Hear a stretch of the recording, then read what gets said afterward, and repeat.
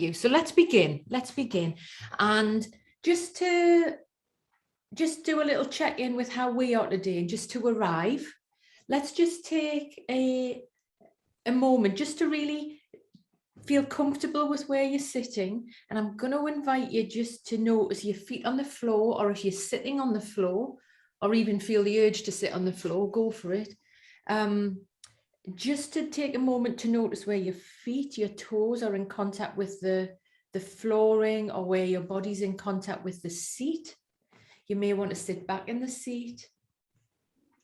And just taking a moment to notice contact with the floor, the seat. Noticing the sounds outside of the room, inside of the room.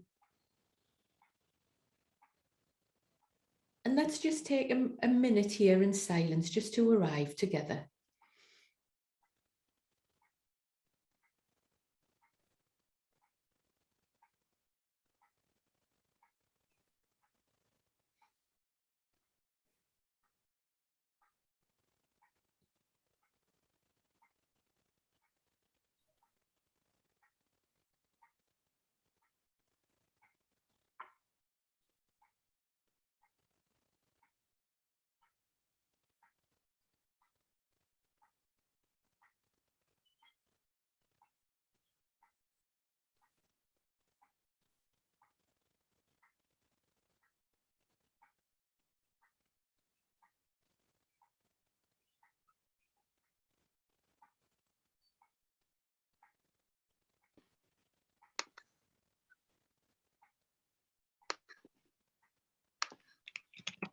So slowly just letting that go, maybe wiggle your fingers, wiggle your toes, have a move.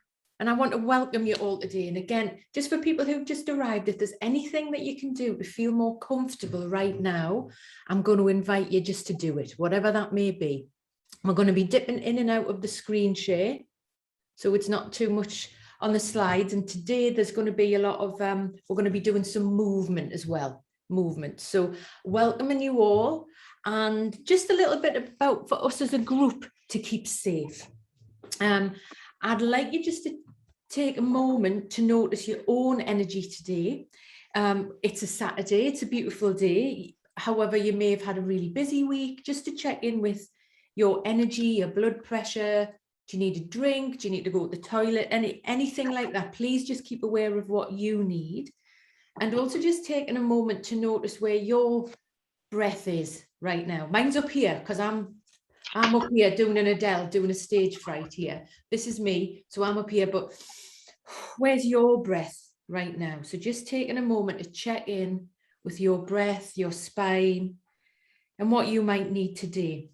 Because working with the body, and this is a wonderful group, and on this group wasn't many people like 6-7 years ago, and now we've got, this group is getting bigger and bigger and bigger, and it's fantastic. So we've got this group of people who maybe didn't used to speak to each other, and now we're doing training together. We've got yoga teachers who want to learn to be more clinical and safe and understand more of what's going on when they're teaching. We've got therapists, counselors, other people working therapeutically in mental health who want to understand more about movement. So we've got a lot to learn from each other. But I just want to bring a bit of safety in, that when we work with the body, this is for everybody, for us, yeah? It brings us up a lot, especially with some of the material today. It can bring up a lot of shame, anxiety, all of our own stuff can be triggered with the body very, very quickly. So just being mindful of that and having some compassion for ourselves, which we're usually not very good at. Ironically, with what that we're all sort of in the healing profession some way. So just being mindful of that, and just taking a moment to notice if something does come up for you today, who are you going to talk to after this? Who are you going to message? Who are you going to speak with? Who are you going to talk with tomorrow? Who might you need to connect with? Just think of who that person is, and then we'll bring that person to mind at the end as well. Okay, great. So the pace of today is full on. So if I was running this course for a year, I probably wouldn't get all the information over that I want to get over to everyone. And we've got 3 hours and it's an introduction. So the pace is going to be very, very fast with lots of information. And I'm going to encourage you, if there's something that interests you, can you get a hold of one of the threads, note it down, right? So we're going to be working quite physically, nothing strong, very gentle. But there might be some things that you want to write down that you may follow up afterwards. I'm going to send you an edited version of the slides. So it's all the stuff that you might be able to use in your own work and prompt yourself with the wording as well. I'm going to send you some research. I'm going to send you, you'll have the video as well that you'll get next week.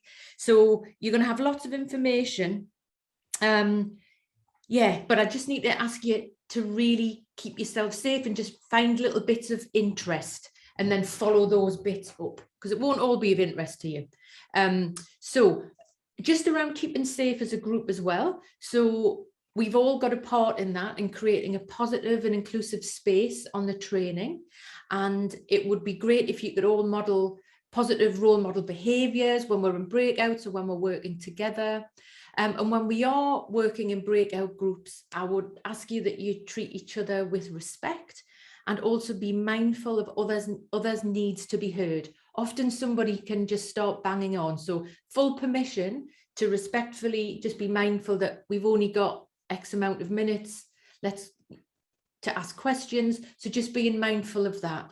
Any disagreements to be handled in a respectful way. Of course, we won't all agree with the same things. That's fine, that's healthy. And there's a learning edge in there. And any information sharing, so any clients that come to mind, because I'm inviting you now to who's coming to mind, whether it's clients or when people have been in class or experiences, if you could make them confidential, change the name, change the gender, and everything that is discussed in this group is confidential. And this is a lifelong agreement. So everything that is discussed is confidential and it's a lifelong agreement. And again, that we practice good self-care. Do you need to go and sit outside in the garden and put your headphones on? Where do you want to be? Where does your body want to be? And something that's really important is that you have some awareness of your own trauma history. And this is for everyone in the group, and to keep yourself safe today. So there's no need to over disclose, just be mindful of that. There's a reason why we're all drawn to this work. Please be mindful of that. And again, think about what you may need to do afterwards so you can self-care and look after yourself. There's no need for you to please me or Zena or anyone else in this group. This is your time. It's a Saturday. If you need to go make a drink, go to the toilet, do whatever, you go and do that. Okay.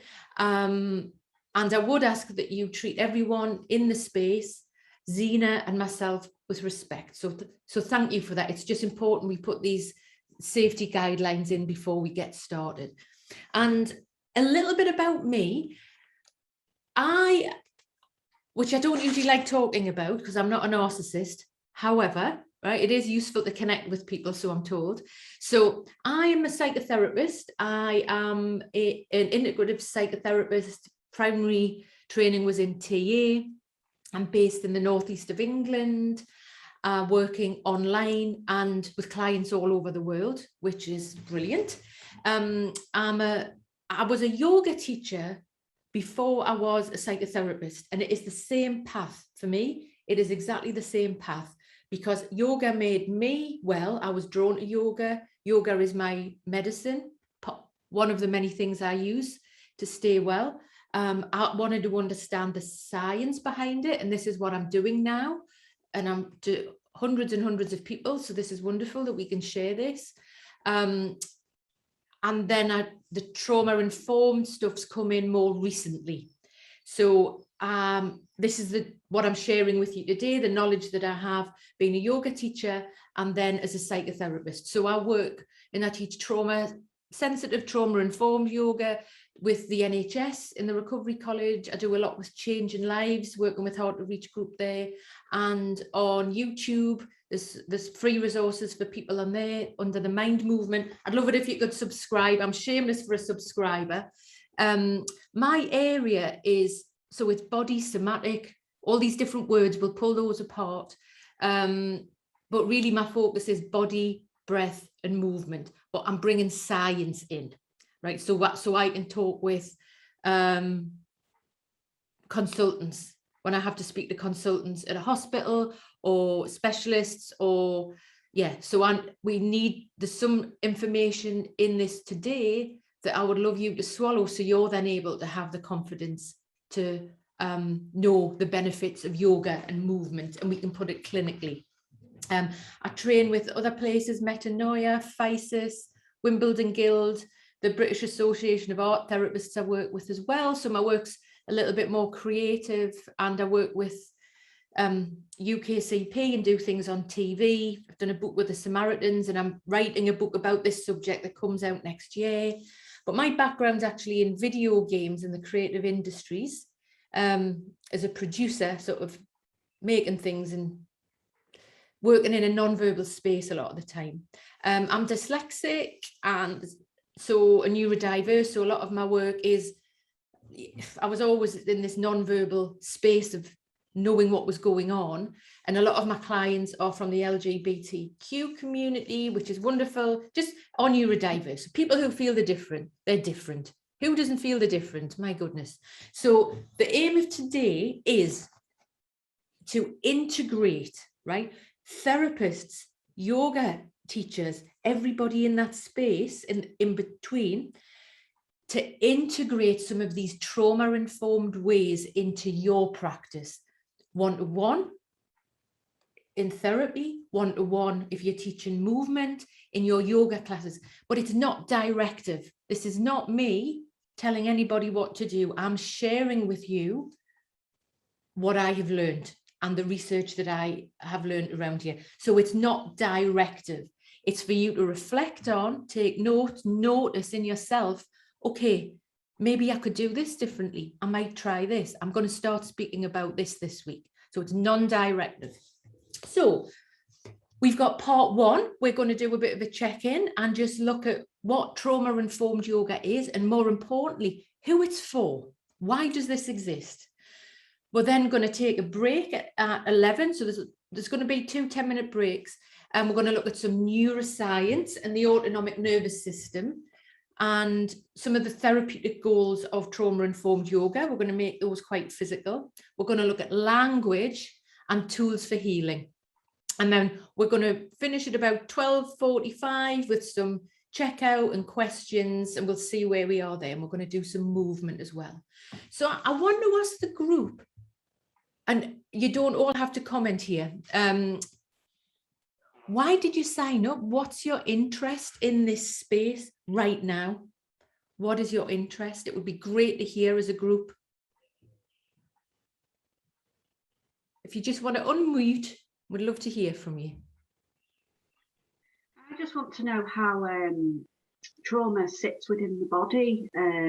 Just find out a little bit more knowledge about that, because I have a lot of clients that, you know, present with back pain, migraine, that type of, you know, physiological pain. And I'm just interested to find out a little bit more, so I can integrate that into my sessions. That's great, Paula. Welcome. Me too, I suppose. I'm just really drawn to trauma and in when we're healing, and I don't know, and I just want to learn as much as I possibly can. Sophie, where are you on the yoga therapy sort of? Are you a yoga teacher? Are you a therapist? Are you both? Are you interested? I've done a teen yoga course, so specifically to teach yoga to teens. Right. I haven't done 200 hours yet. I'm just a yoga I practice yoga myself, and then I teach the kids at school. Brilliant. It was Rochelle who pointed me to this, Willis from Wellfield. Oh, great. Yeah, great. I suppose I have worked for over 10 years now with children and young people and families, and I would be a pluralist trauma counsellor anyway, but obviously with the wee kids and the teenagers and stuff, it's all stored in the body and it all comes out first before it comes out verbally. So for the last number of years, I've been training in different sort of energy techniques and using the body a lot more and stuff. So as soon as I saw this come up, I was like, oh, there's another, it's the universe drawing that one to me. Bring it on. So, brilliant. yes. Brilliant. Welcome, Paula, as well. Good to have you here. I just want to bring it into my practice. I'm a Kundalini yoga student, and I work with trauma as a psychotherapist. As you know, most of my work's outside, and I'm trying to develop a kind of intensive retreat program for individuals to come along and like have a combination of mindfulness and yoga and equine therapy, nature therapy, as a kind of intensive therapy program, and also bring it into my work with young people. Great. And you work with horses, Michaela, just to let the group know you do a lot of work with. Yeah.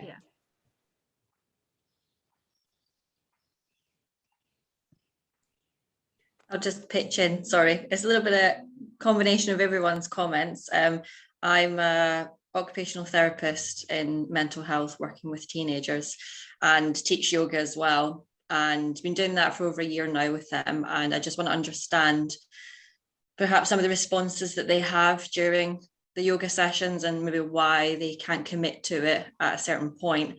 And what could the possible triggers be, and how can I just create a bit more of a nurturing environment to support that, essentially. Okay, that's great, Gemma. I've been working, I work as a rape crisis counselor, psychotherapist. Yeah. And my training was in psychodynamic at the university. And that was, yeah, exactly. and went off to more body-oriented work. I started late. This was my encore career. And I have done martial arts around the world doing things, and body work has always been my thing. And I'm not dyslexic. So the nonverbal space have always been very important to me. And I'm taking a lot of your terms because these are helpful for me as well, like nonverbal spaces. It's just not something I had quite heard from.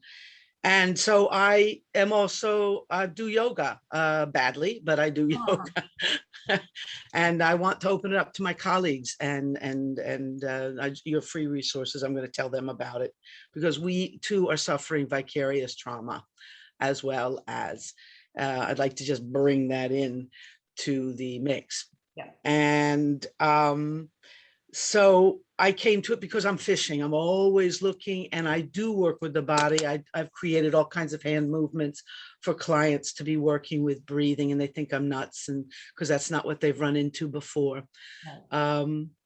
So that's why I'm here. And now I hear there's a equine therapist, and I'm like going, woo, woo.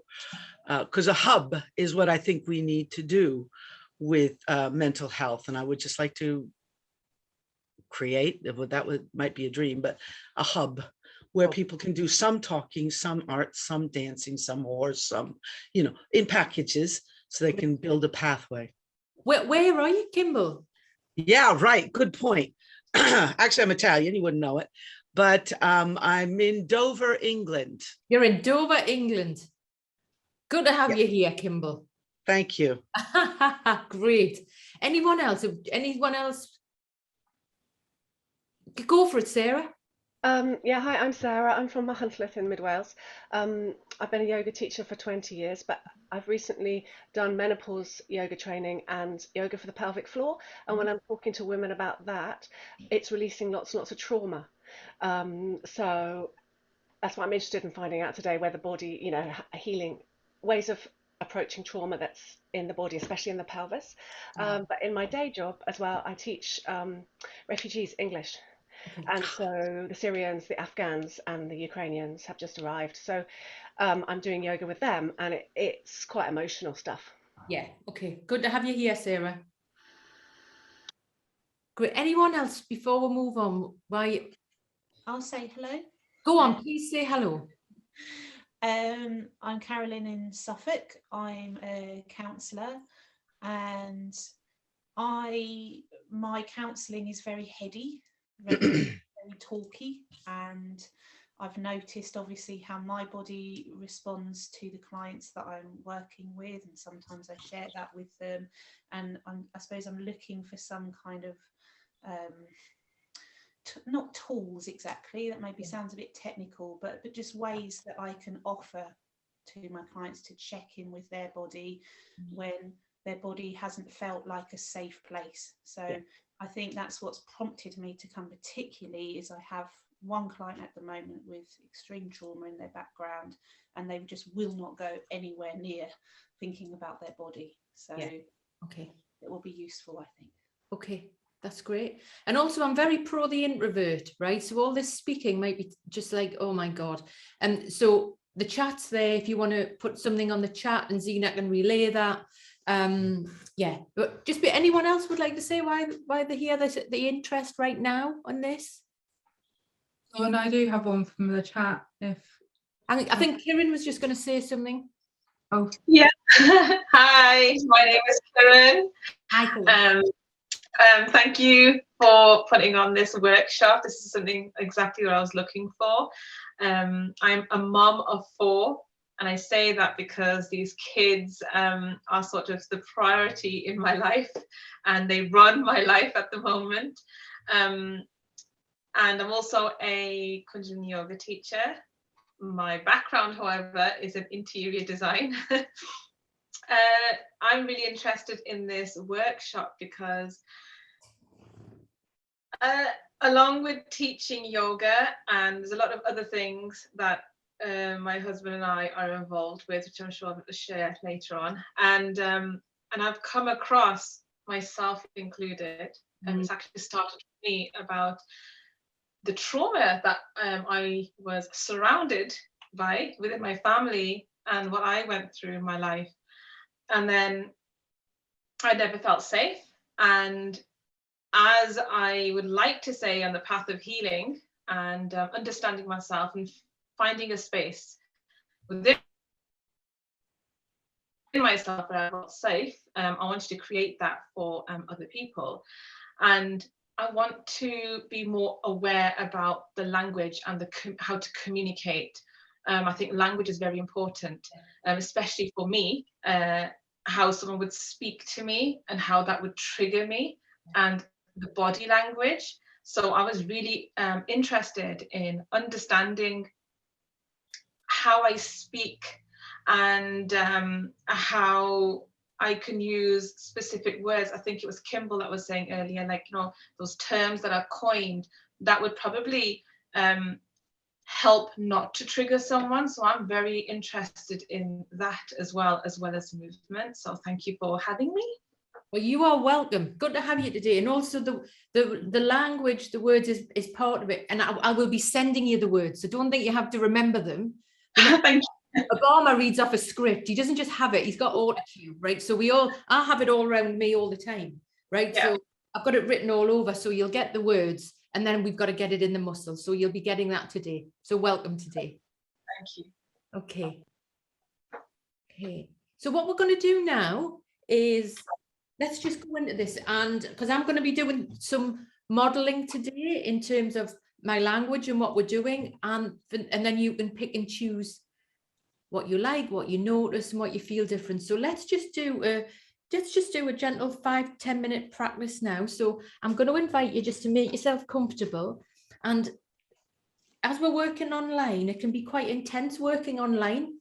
So I'm going to ask you I'm going to let you know that I'm going to be turning away. So I'm not going to be looking at you online. If I was working with someone in a room, I would move my chair so I was not sitting next to them. Or if my therapy chair is opposite them, I move the chairs. We go and sit in it. We put the chairs somewhere else. So you're not being looked at. If you would prefer to put your camera off right now, you do that. If you want to move away from the camera, you do that. So whatever you need to do to feel comfortable right now, please do that. Okay. And I'm going to invite you just to sit on the edge of your seat, just coming right onto the edge of your seat. And if you like, and when you're ready, eyes open or closed, you choose, you decide. Just beginning to notice your spine lengthening. just beginning to notice your spine lengthening. And if you like, and when you're ready, just gently dropping the chin to the chest, chin to the chest, and noticing what's going on at the back of your neck, the back of the neck. Just be curious about that lengthening at the back of the neck. And if you like, and when you're ready, taking the gaze up to the sky and noticing what's happening on the throat area, lengthening at the throat. And then bringing it down again, bringing the chin to the chest. And this time you might want to arch your spine a little bit. Just notice what that's like. So you may want to arch the spine a little bit. And if you like, taking the gaze back up, widening the shoulders, noticing again the opening at the front of the neck.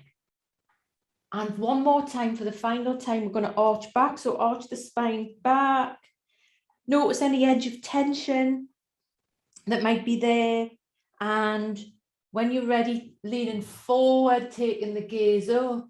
And I'm going to invite you here, if you like, to sip a little breath through the nose or the mouth. You choose, you decide. And when you are ready to exhale, arching the spine back, you may want to pull the belly button towards the spine. And slowly coming back to neutral, just coming back to neutral. And I'm going to invite you now to bring some circles into the shoulders, circles into the shoulders. Oof. So really pick one shoulder. Notice I'm not saying left or right. So pick one shoulder and just give that a bit of movement and then go to the other one. Right, now do that again and let's just notice, hang on, does one feel stiffer than the other? Is there anything going on in there? And I'd like you just to experiment now with bringing your fingertips to your shoulders, and let's make some circles with the elbows, as if there's a sort of a chunky chalk on the end of your elbow. And you experiment and just play with taking one in one direction and just noticing what's going on in the armpits, inner arm, up into the neck, and what feels good. You would just take some time and just experiment with what feels good. So you'll feel free to do that. Okay, great. So letting the arms go down, give the arms a bit of a shake. Give them a bit of a shake, squeeze the shoulders up, maybe make a fist, squeeze, squeeze, squeeze, and then drop it. Tap the feet on the floor, just connect with the floor. And again, inhale, squeeze, and then exhale through the mouth, just drop that. Okay, because when we are maybe feeling anxious or stressed, we store this energy, this like adrenaline in our arms. So we don't want to try and move that, shake that out. So gently bringing the hands to the heart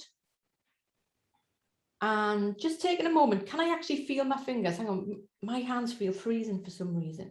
So just pushing from on one hand to the other hand. Really look at your hand. That's my hand. Can I feel my hand? And if you like, and when you're ready, we're going to take the arms out to the side. You may want to sip some breath when you do this and just be curious about your wrists. Do you want to put some circles in your wrists or play the piano a bit? Just notice any clicks and pops. And when you're ready, slowly bring the hands back together. Just notice when, really look at your hands like they're just landing together. Great.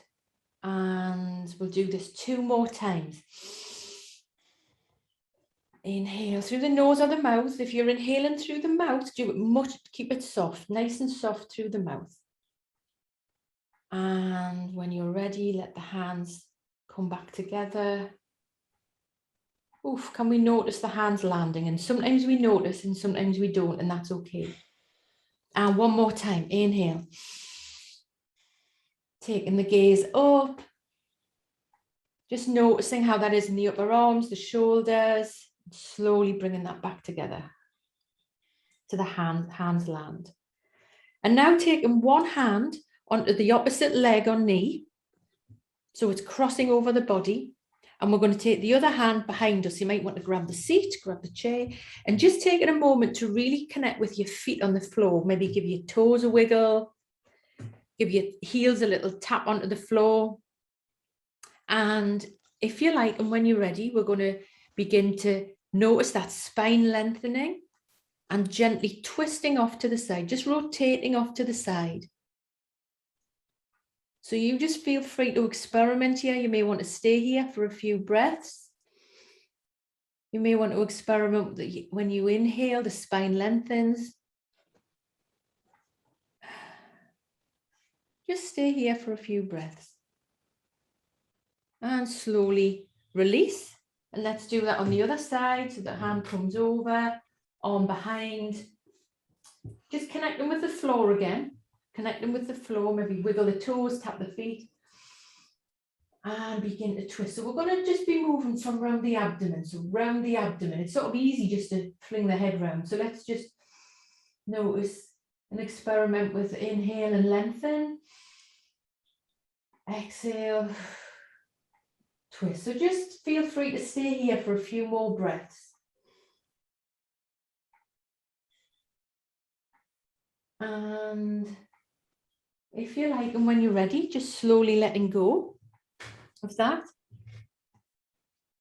And just coming back into the space. Just take a moment just to let that go. Have a little wiggle, have a little move, have a drink. If you like a drink. Just coming back into the space. Great.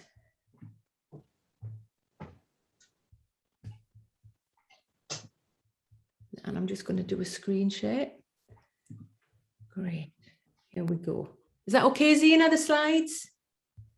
Yeah, I mean, I put a little message saying we're aware of these black the gremlins. They just seem to appear today. So just to reassure you that when you get the slides sent to you, we'll make sure this bit is sorted. Thank you, Zena. Superstar. Great. So that was a bit of trauma-informed yoga, therapeutic yoga. Okay. So just take a moment to notice that in yourself, and you'll maybe be thinking, was that different? Why was that different? Okay, we're gonna get to that as well. But I'm glad that you felt it. So I want to just say something about the body in therapy, and that if you're working therapeutically as a yoga teacher as well, or in that space, that it's very popular at the minute. I'm thrilled about it. But there's lots of different words and titles, whether it's somatic, embodied, body psychotherapy, bioenergetic, I do the Bowen method, I do this, I do that, blah, blah, blah. Let's avoid any splitting and hierarchy. And I may call it body awareness. I'm avoiding overcomplicating things. I like things to be simple, okay? Because I've sort of been in all of these boxes and looked at them, and they're all pretty much the same. They're just different labels and maybe cost different amounts of money. So when we talk about energy in the body, where this becomes relevant, especially with trauma and anxiety and depression, right? So this is not just for trauma. This is for one other mental health. With energy, there is, from one scale, we've got a lack of energy, a deadness. So clients will often talk about a deadness, frozen. Please put other things in the chat if it's coming to you, what your clients say in the deadness, frozen, numb. I'm numb, my body's numb.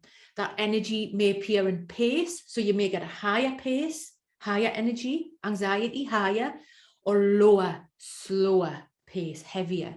Gestures, how people speak, sitting forward, sitting back, contact.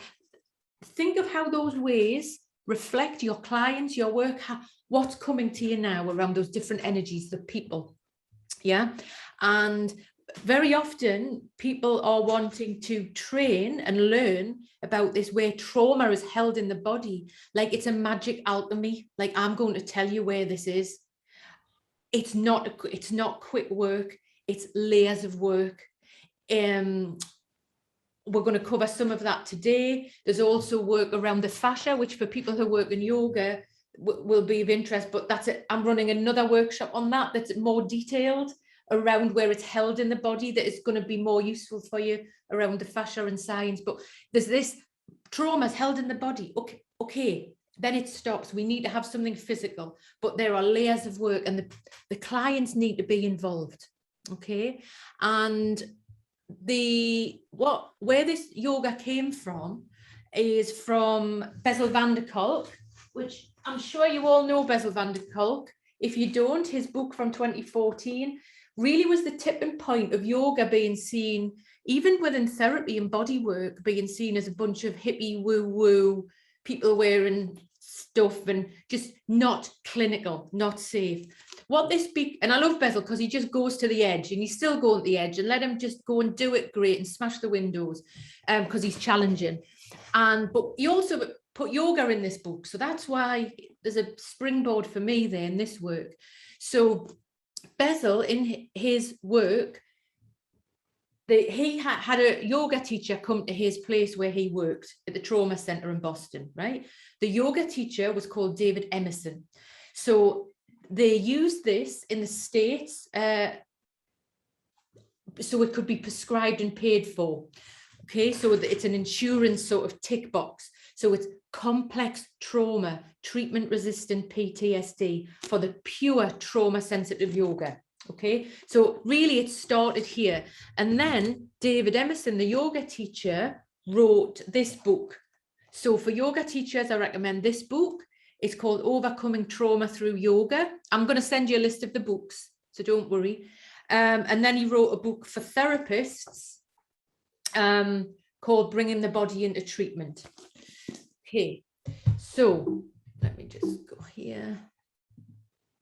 So the yoga itself, which we've just practiced and we're going to continue to practice, it is much safer. It has been designed, and there's some science behind it around the use of wording and the therapeutic goals behind it, that people are in therapy. But let's just watch Bezel a second talk about the people that we're working with and why we are interested in this area.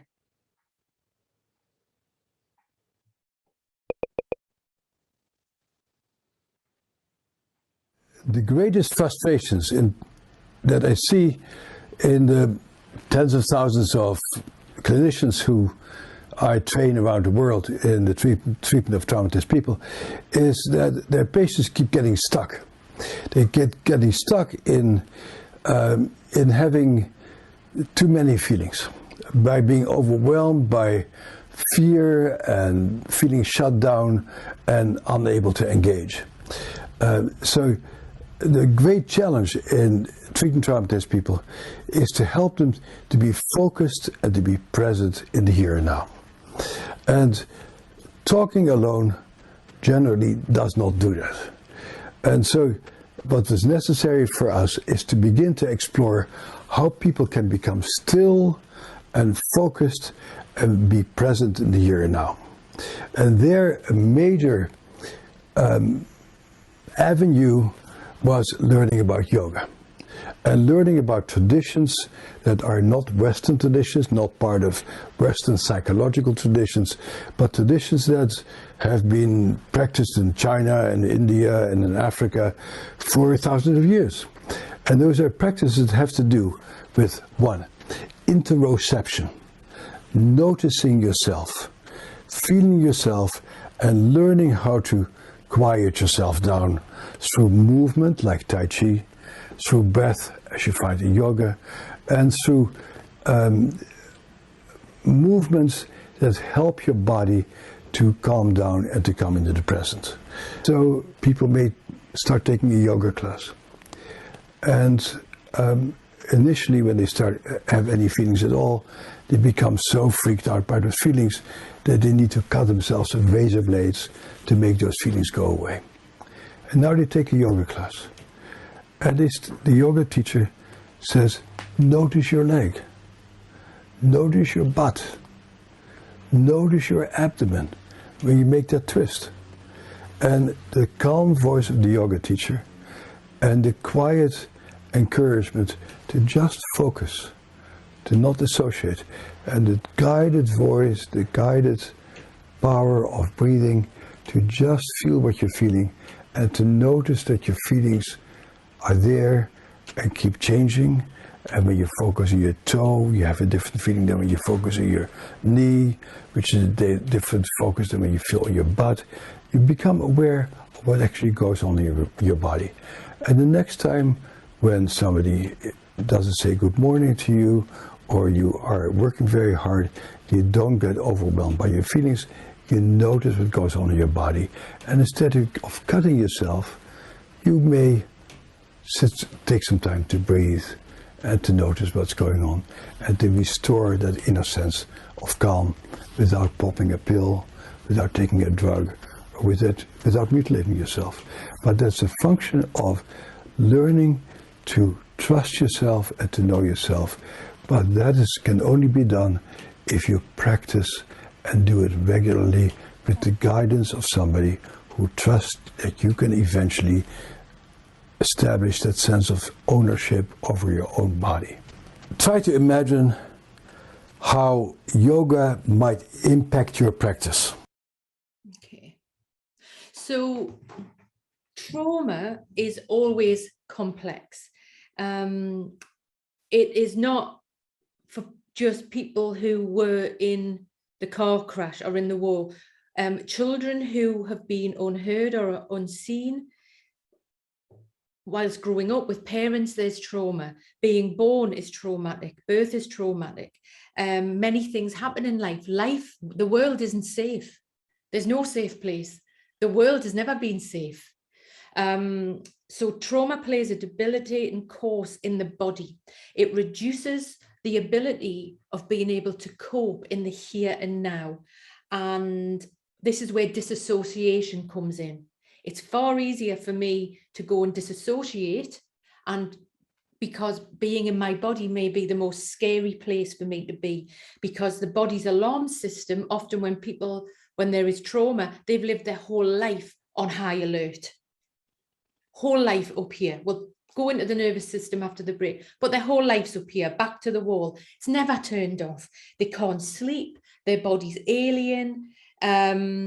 And anything that goes near that is going to trigger past trauma. So please hear that this isn't for everybody. So don't be dragging everybody in. If people don't want to come, that's fine. They're keeping themselves safe. Remember, people have survived. These are survivors. They keep themselves safe. A lady said to me once, Lorna, I come to your classes, and this was a very hard to reach mental health group. She says, because I trust you and I'm safe, I feel safe in this room. She went, my back is always to the wall. My whole life is to the wall. I've grown up with people cutting things out of newspapers so I don't see them and not trigger me. She went, I am here, and if I don't feel safe, I will leave. So yeah, we are dealing with people who are survivors, but we have a responsibility here. So what you think and what you feel might be the right thing, I need you to step away from that. Also, people's immune systems are impacted a lot, especially, we've seen this a lot with COVID.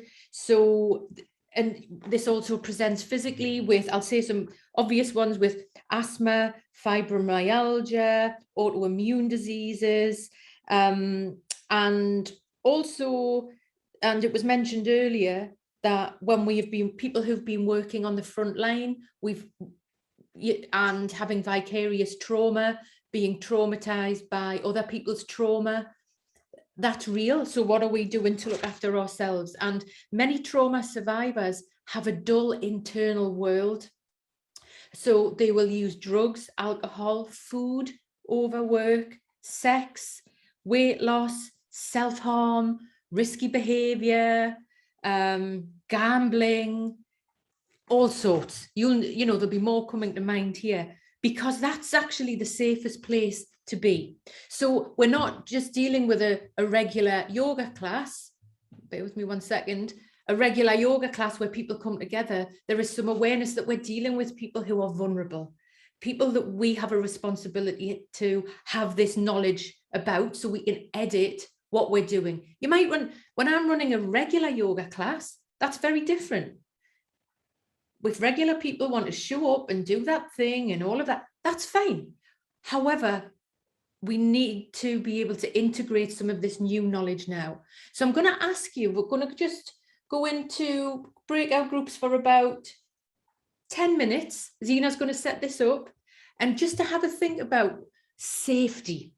Okay, so if we think about safety, what in a regular yoga class, regular setup, yoga and breathing, so I'm bringing the Wim Hof vibes in here, right? With breathing, yoga, what may feel unsafe for trauma survivors, people with anxiety, people with depression, people who are struggling with mental health. So welcome back, everybody. Welcome back. Great. So it would be great to hear, let's do, what was coming out of the groups? What were you hearing? What may be unsafe for trauma survivors, people who are struggling? We came up with a list of things like breath work can be really triggering, not having your socks on, lying on your back. What's the socks? What's the sock thing? So when I did my teen yoga course, they said the kids won't want to take their socks off. Don't want to take that. No one takes the socks. They hate it. Yeah. And then it's interesting which kids take their socks off and which don't, which are uncomfortable at doing it. Yeah.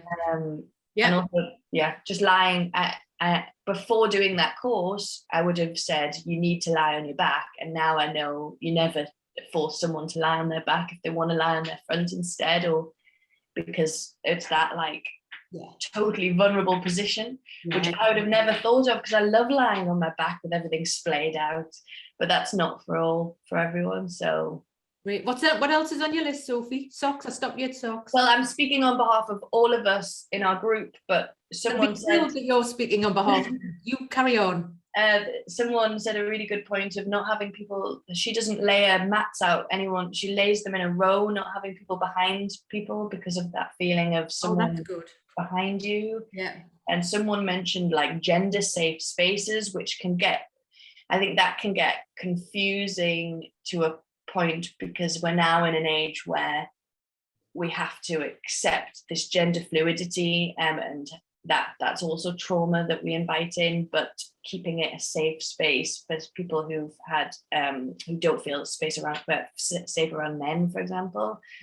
So that's an interesting one that also came up a lot in the teen yoga. And then someone was talking about how often her clients say that they feel like they're a floating head, and they're just not in touch with their body at all. And sometimes they can't feel their left side or their right side. So being aware of that. Yeah. Great. What a great list. Thank you for that, Sophie. Anybody else? It'd be great to hear from another group, or something that you heard that you thought, or maybe it's an experience you've had yourself. Hi, it's Lee. We had a group, and we were talking.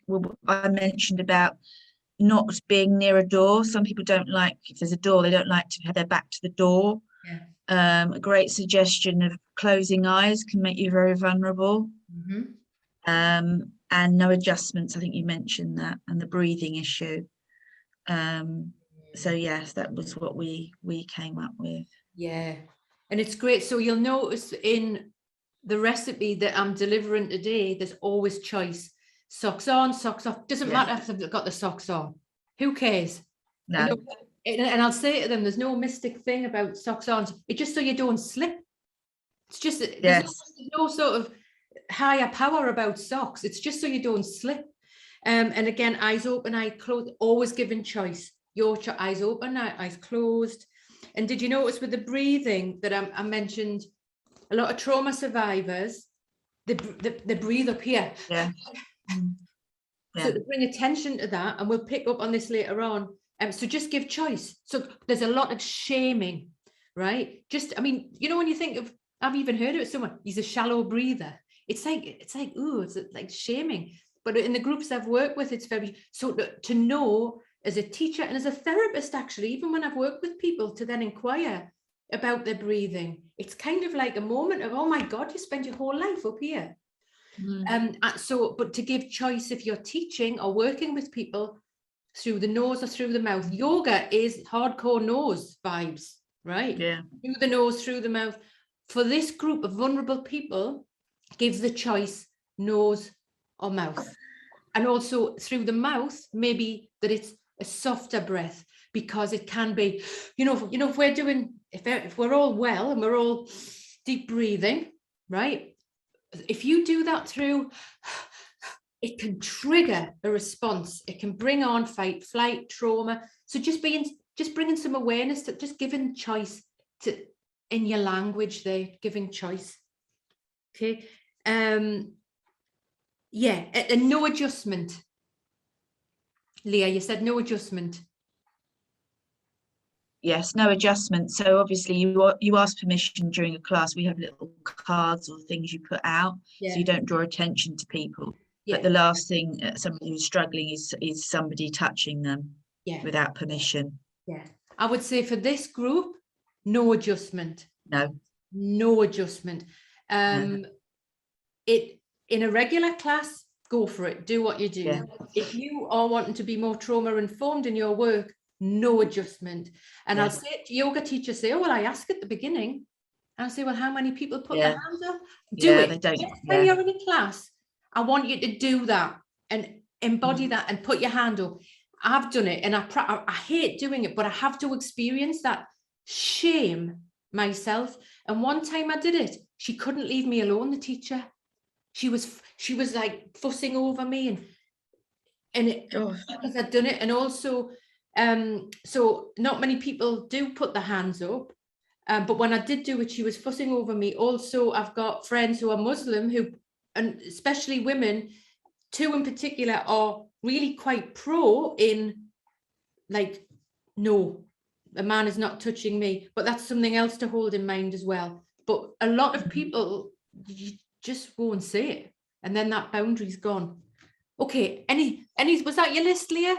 Yeah, that was it for the minute, I think. Yes. Great job. Well, I would like to add, if I could, from that to that list, that we did identify a couple of poses. Yes, for example, Happy happy baby. baby. Happy baby. Yeah. And even frog pose. Yeah.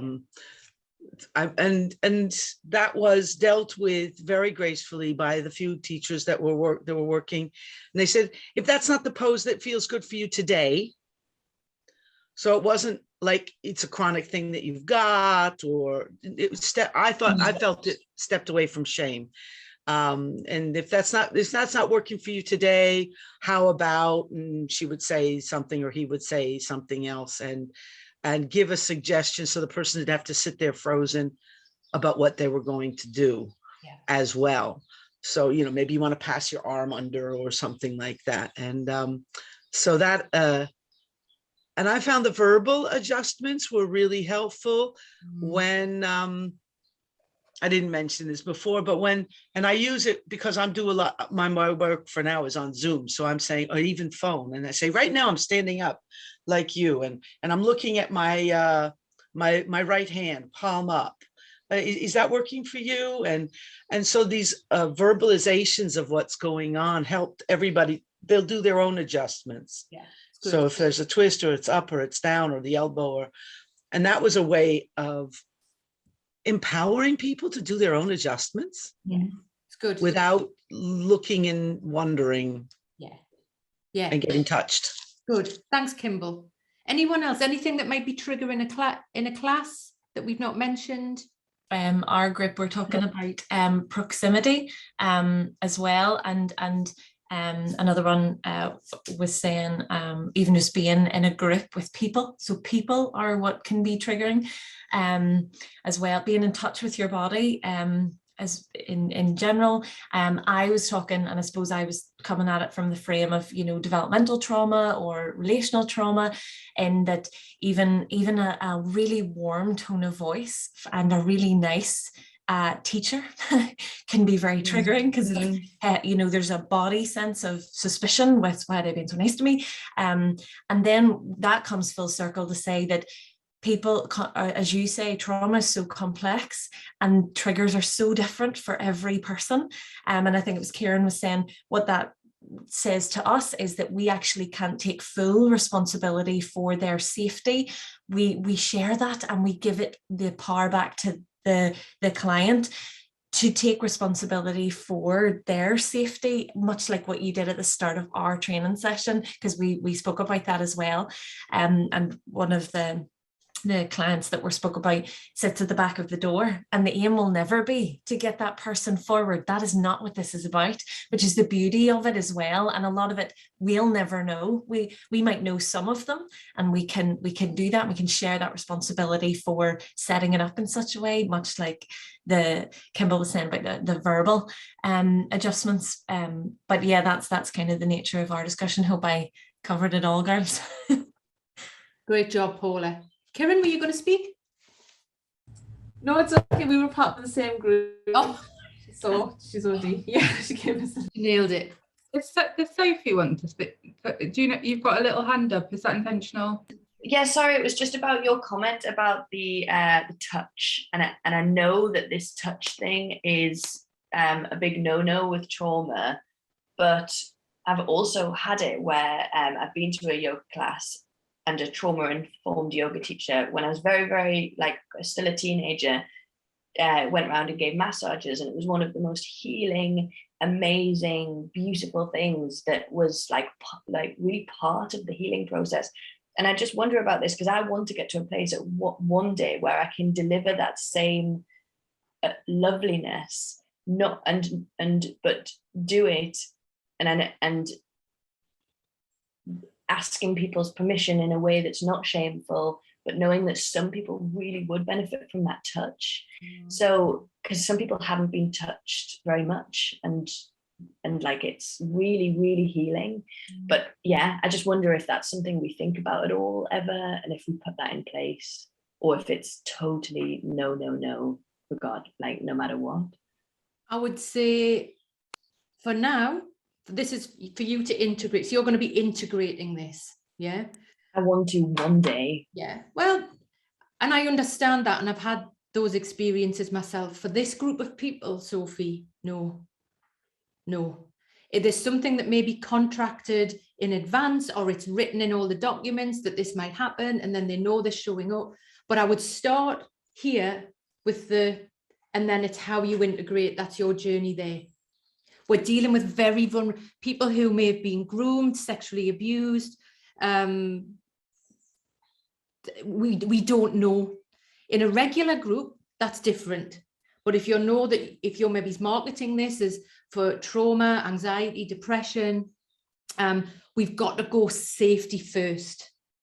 And please understand, Sophie, all of these things as a teacher, I've done them all wrong. All of them, right? All of them. So yeah, so it's just so it's that aware. So the fact, Sophie, that you've had that moment of hang on, oh, touch, I want to get to that. What's that journey? So that's for you to integrate that, and that's your learning around that. Okay. Okay, great. So we're going to go for a break in just a second. I just want to cover this off, the things that may be triggering, right? And then we'll come back and look at the good stuff. Oh, here we go. So lots of different types. We've covered most of this. We've got, and I'll send you these slides, to hell of a slides, and we've done most of it, right? Large classes, breathing, snoring.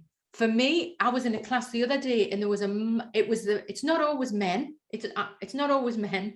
Sometimes it's men. It's also sometimes the loud breathing, the ujjayi breathing, or just sometimes that loud breath is unbearable. It can be unbearable and triggering. How the yoga teacher dresses, maybe in revealing clothes, that the students then may feel they have to wear revealing clothes. So think about body shaming, and I know people talk about body positivity, but yoga isn't a very body positive space. Touched without being asked.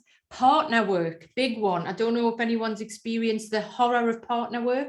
Yes, I've experienced the many benefits of it, but where you will be asked maybe to go and there's touch with partner maybe, and I've always worked out in that room where I'm sitting, where that man is, and I'm going to end up with that man in a partner. It can be absolutely terrifying when there's no prior warning or mixed genders. Lots of compliments. So that think about grooming, when people have been groomed.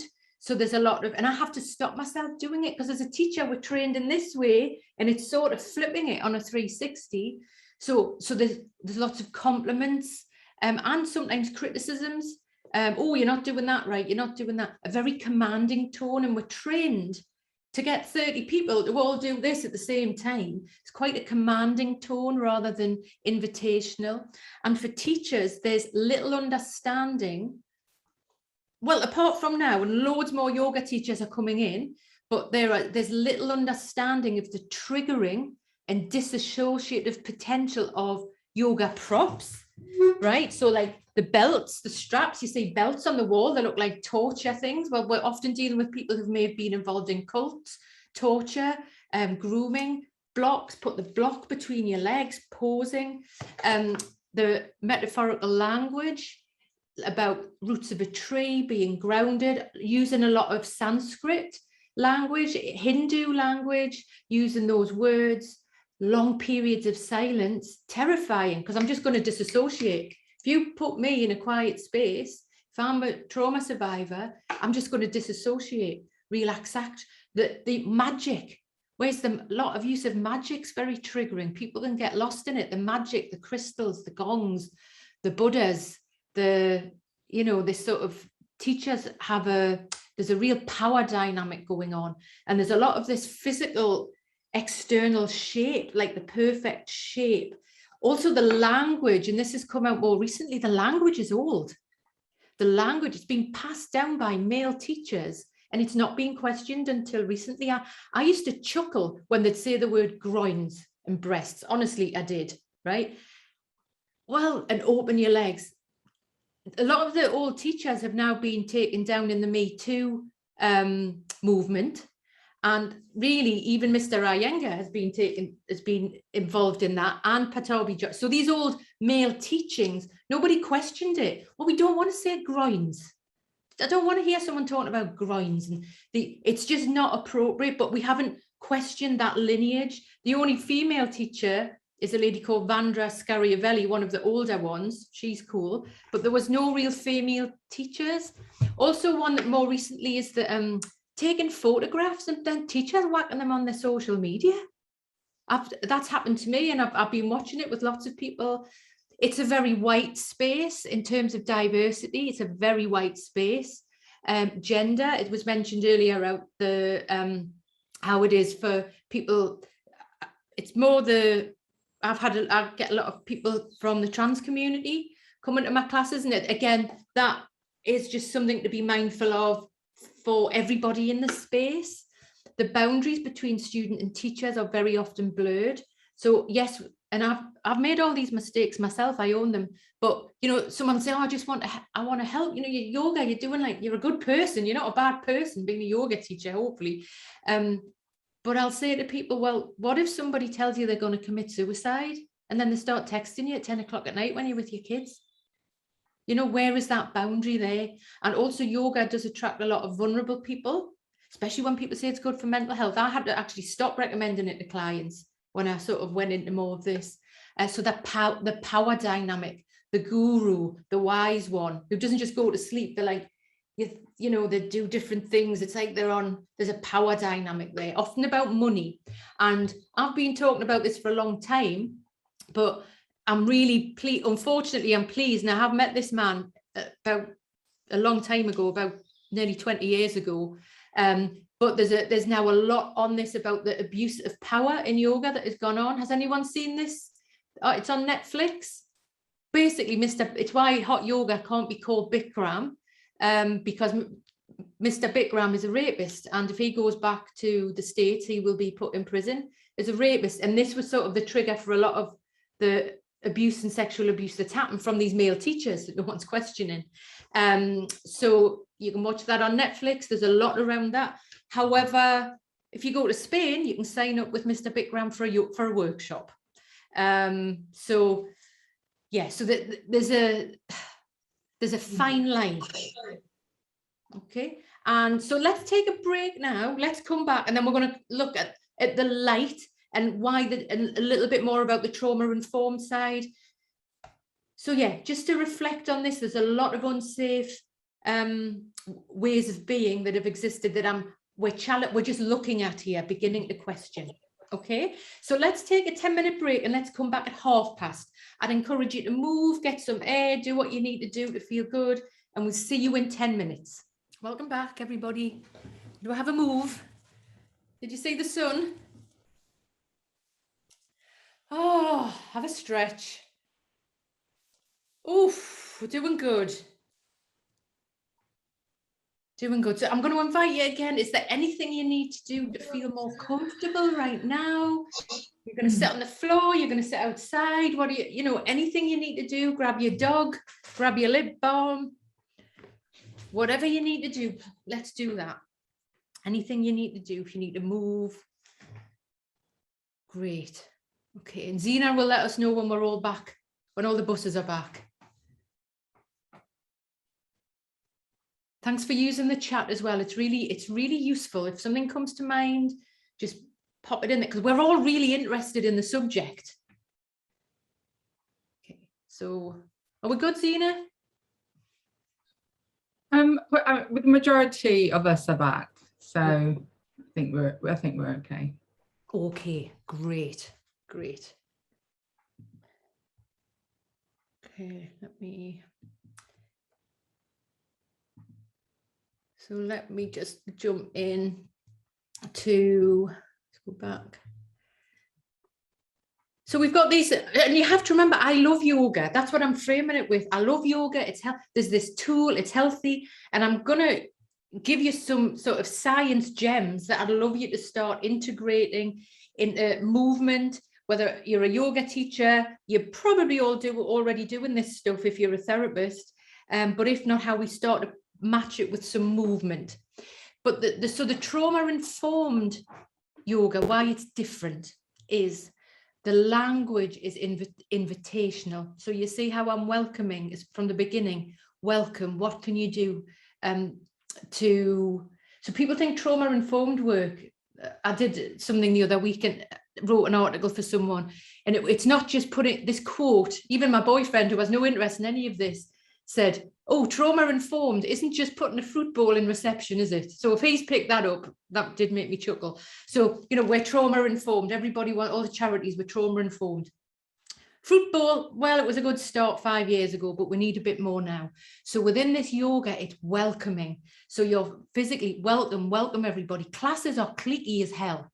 So I go to a Zumba class, all classes, not just yoga, right? Yoga's cliquey. I go to a Zumba class and I get there on the minute that it starts, because it just goes back to PE and not being picked for netball or whatever it was, these horrendous things for me, because all these women are so cliquey. It's so excluding. And there's a lot of, if you can do one thing to be more comfortable, what can that be? So we're just getting people to notice themselves. So the language is very inviting and accepting. There's no student comments. So again, even if you're working one-to-one as a therapist doing breathing exercises, or you're doing some movement with someone, no commenting on it. Maybe at the end you might do something one-to-one, but nothing in the group being called out. Think about the grooming. Think about how, because I've heard firsthand how terrifying this is for people. No straps, no blocks, no touch or adjustments. You can leave when you want to. So if you think in a regular yoga class, that's practically unheard of. And I sometimes go to the hot yoga, saying about the hating, like the Bikram, the hot pod rebrand of the Bikram, right? I know it's sort of cocaine yoga. I know it's really bad yoga. I go because sometimes in the winter, I want my body to be hot. And I've been in there where people have had panic attacks. There is no way to get out of these. And they're like it's like a big, you're in a big womb with this big vagina in front of you. Have you ever seen it? I've got a picture of it a little bit earlier. See, can you see this? That like big vagina thing in purple where they're all in, packed in, it's 40 degrees. So I've had people have panic, they're not with me, I've seen people have panic attacks, they can't get out. So in this yoga, you can leave at any time. I'd have a lady and she would just come for 10 minutes every week, then leave. That's fine. That was her contact with the group, with the charity. There's no drop-ins or people watching. So I've had social workers come, police bring people, and I say, well, you're either getting a mat and getting in or you're outside. You've got a choice. I go and do a recce of the room before I start. I know it's not always possible, but in terms of anyone overlooking, no glass windows. I was teaching in a school actually the other week, and they'd set it up where it was this mirror. So nobody wants to be looking in a mirror. So I had to change it so that we didn't use the mirror, but no, so there's no windows. Out where I work for one of the charities, where there's glass doors, I put like boards in front, you know, things on wheels, I don't know, like divider boards. I put those in front so nobody can see in. It's also very clear to everyone that they can leave when they want. I let people put their mats. Say to people when they come in, get your mat and go where you feel safe.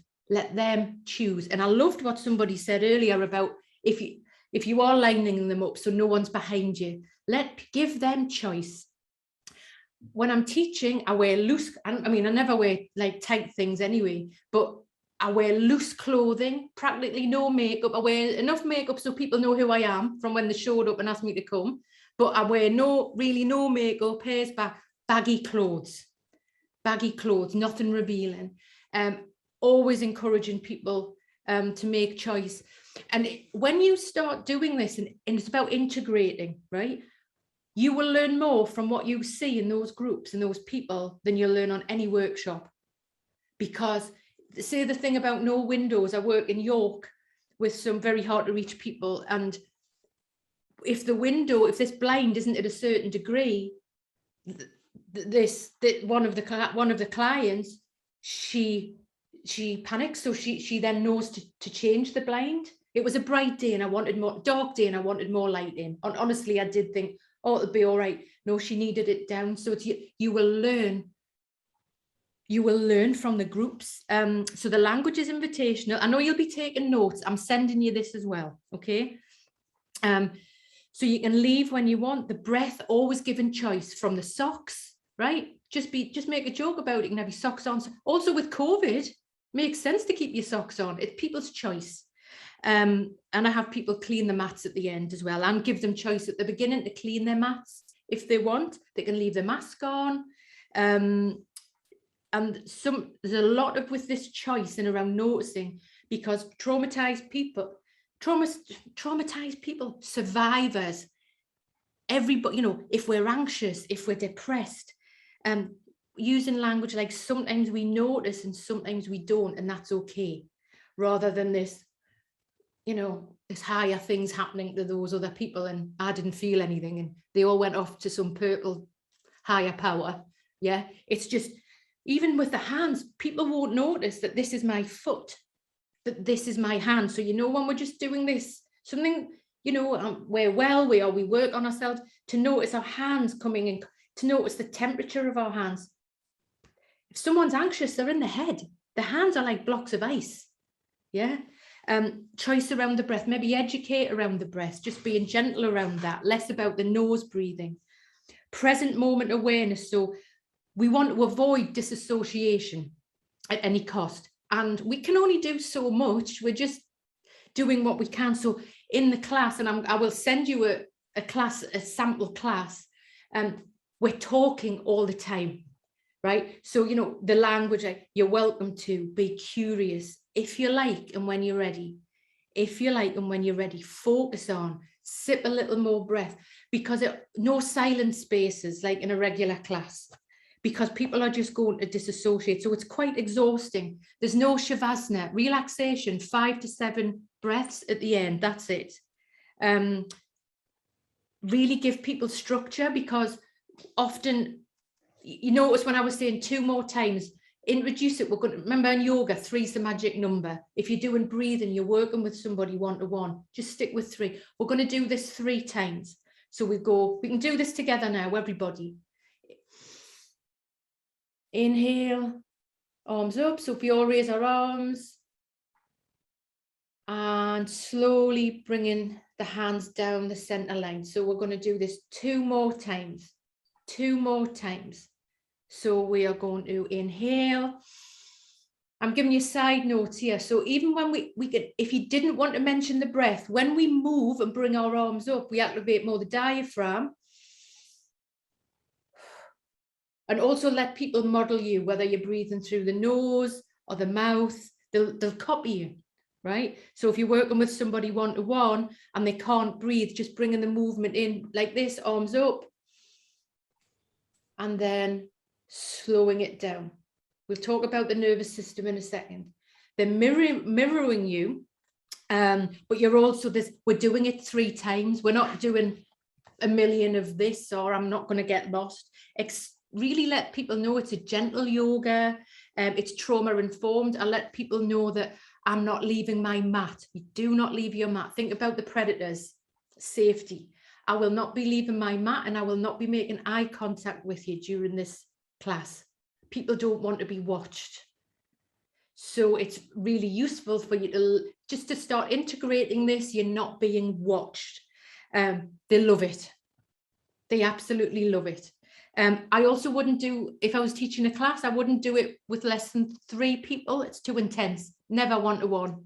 Sometimes people pay me for one-to-one, but I would never run it with a charity, or if it's one-to-one, I'm literally on that side of the room, they're on that side of the room. There's no it's all contracted in advance. It's too intense. Do it with 3 people minimum. The language, I'm going to share the language: invitational, exploring, accepting. It's not that bossy. You're trained to be bossy as a yoga teacher, right? We're not, none of the bossy. In the pure form of the trauma sensitive yoga, they don't say pose. Think of sexual poses, posing, people who've been groomed. They use the word form. So it's your choice there. I'm just letting you know that. I keep these classes small. So I go to some classes, there's 20 people, 30 people. I used to go to classes in London with 60 people in them. My God, at Try Yoga. Keep the classes small. Too many people, have space around them. No people watching. Yeah, really, what was the other thing I was going to say? You will learn from the people in the class what their feedback is, and just keeping it simple. Okay. So has anyone got, I know there's a lot there. Has anyone got any questions? I will be giving it. Sophie, go for it. What would you say maximum? Honestly, I'm saying 12. Depends on the room. 10. Honestly, I'd love to say 12 because you think, oh, I'll get 2 more in, right? That part of you. 10, 8. 8's good. 8's really good. 6 too intimate. Pardon? It's around 6 too intimate. 6 is great. Remember, I know you've got to earn a living as well, you know. 6 is lovely because they can space out. People don't need to speak.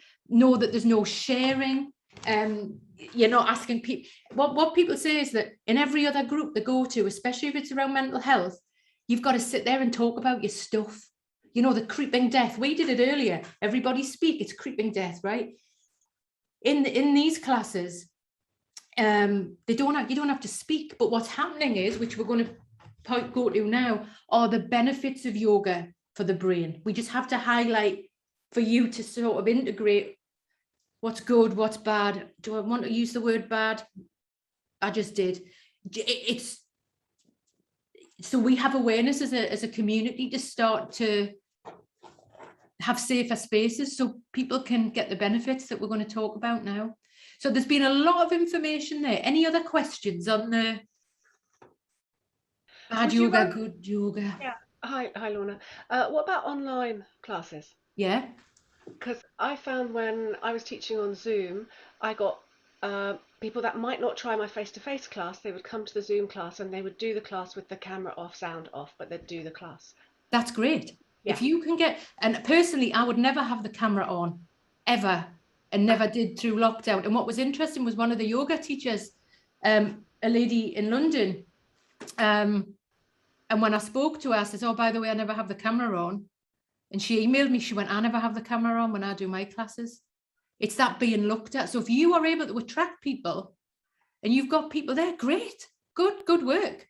Yeah, they felt they would try one as long as the conditions were camera off. Yeah. You know, and that's I would say, to integrate, give people the choice quite actively to have the camera off. Some teachers are like staring at people on the thing. It's like, whoa, no, that would make me uncomfortable. I don't want to be looked at when I might be there in my pajamas with my hair sticking up, but you know, or whatever.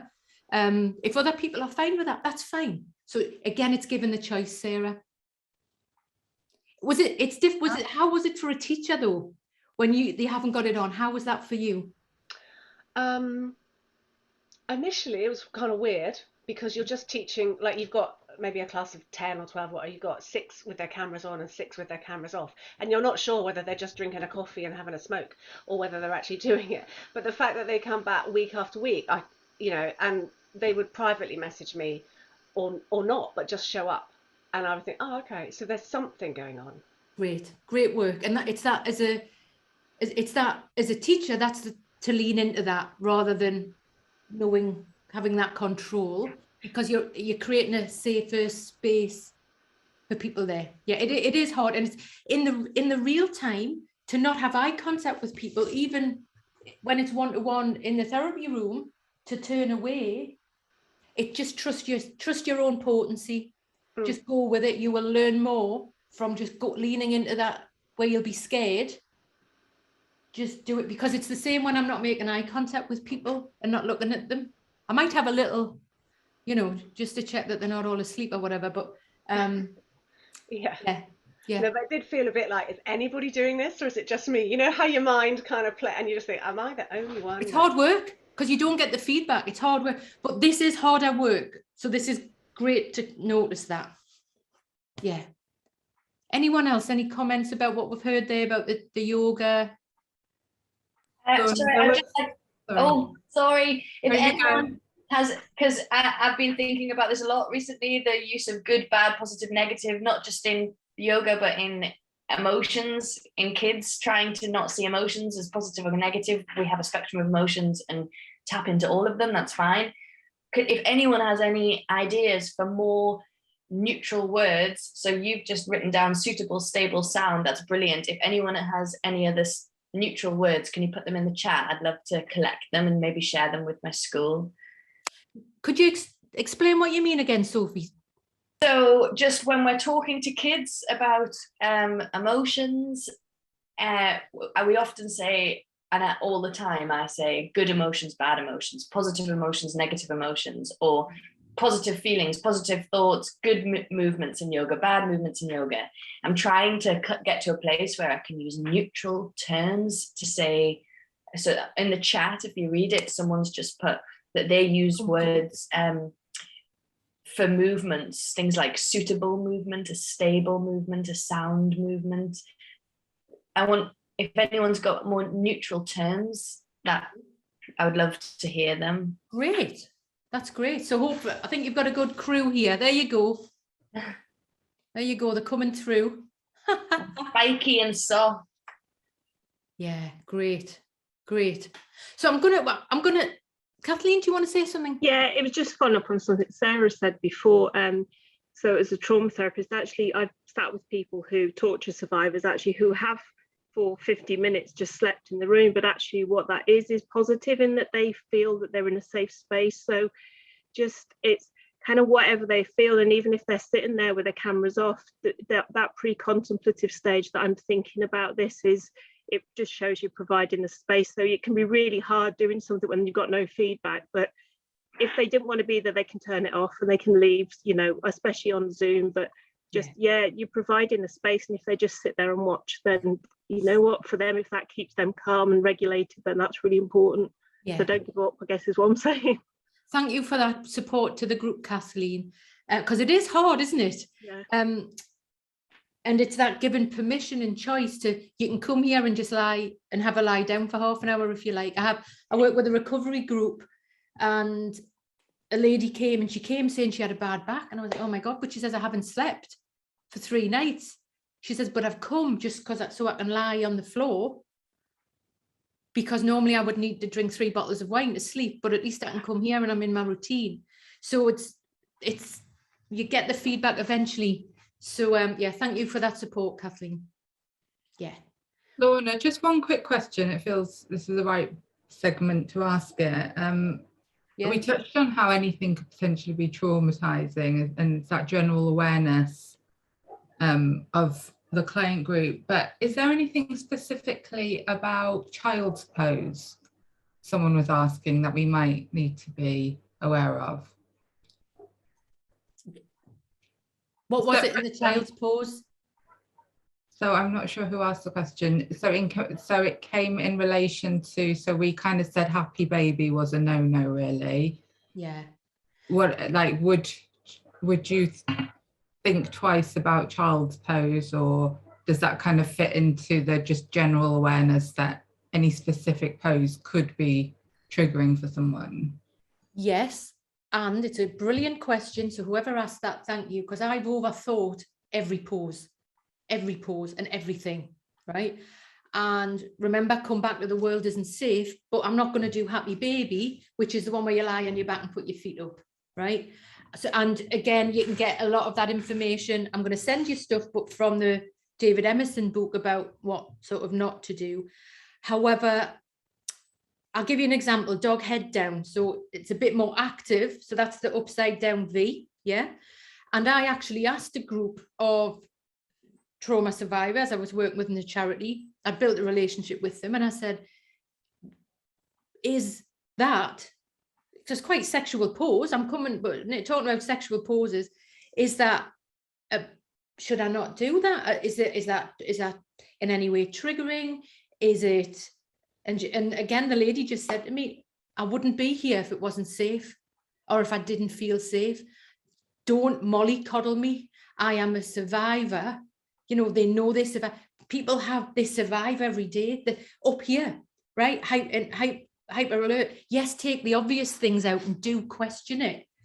In pose of the child, I mean, I give options, but if you're meaning about sexual poses, I'm going to use the example of dog head down. Let everyone have the back to the wall. Let them get themselves safe and give choice for everything. And if you're querying something, I'm interested in the child one, if you want to put it in the chat, or I wouldn't with child actually. However, go with your thought on that and maybe just play with what that thought is around that. It's about sexual poses, I think. Yeah. Is that useful? Did that sort of answer it, Zena? I think so, yeah. Yeah, so there's I guess the book's going to highlight, and you've highlighted some that have been advised as you just wouldn't use, and then the rest you've just given an example where it's possible just to speak to the group and say, I think just use your common sense as well. You know, I don't say to people, open your legs wide. Just from this, it's about integrating it into your own work. It's not for me to, I'm not telling anybody what to do. It's non-directive. It's for you to think, okay, I might edit that. How may I say that differently? Like Sophie says, how may I change the language around that? Yeah, so it's just being mindful of that. So that's great that whoever it is has thought of that. Okay, great. Let's look at some good stuff, right? So I want to go on to some bits that are going to be useful for you to integrate when you are teaching. So often people get a bit scared thinking, oh, hang on, how do I teach about neuroscience? How do I teach about anxiety if I'm not a therapist? Or if I am a therapist, how do I do movements if I'm not a yoga teacher? So let's look at this. So I'm going to keep this super, super simple, right?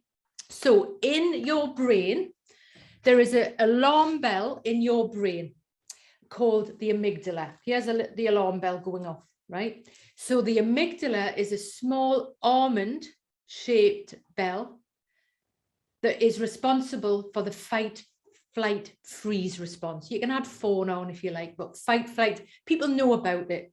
Remember, young people, one of the most common words used by teenagers, and I'm glad we've got people who work with young people here, is anxiety. Don't be afraid to use the word anxiety with people. Everybody talks about anxiety. Young people talk about anxiety. So give them a bit of science, right? So the part of our brain, the alarm bell that goes off, is in the amygdala. And then when that amygdala goes off, it triggers the hypothalamus. You don't have to remember this bit, but it then releases, when that alarm bell goes off, when we don't feel safe, it releases adrenaline and cortisol through the pituitary glands. It releases it into our system. So we are then wired. We're up, higher energy. Okay, we're back to the wall. It's survival response. So it's a primal response that has kept us safe, and it's about survival. But rather than us running from dinosaurs to stay safe or going to kill the dinosaur to have it for our dinner, it might be that I've got my A levels coming up and I want to go to university, and it's triggering the same response. So how are we able with yoga to have a positive impact on this? So there's two parts of the brain that are useful if you're trying to sell is the wrong word, because there's never been a better time to sell it, about the brain movement yoga. So this is even as a therapist, so you can explain to people why the movement works. So it's the amygdala and the insula. The insula in the brain is responsible for the nervous system and also the immune system. So if you take anything away from today, I'd love it to be the amygdala. And if you can stick another thing in your bag, it would be the insula. So even when you're teaching, how can you start to integrate this in? So usually people think, oh, I can't start talking about neuroscience, I'm a yoga teacher, right? Or how do I teach like my therapy clients about this? Look at this. This is a book that came out last year and it's for children.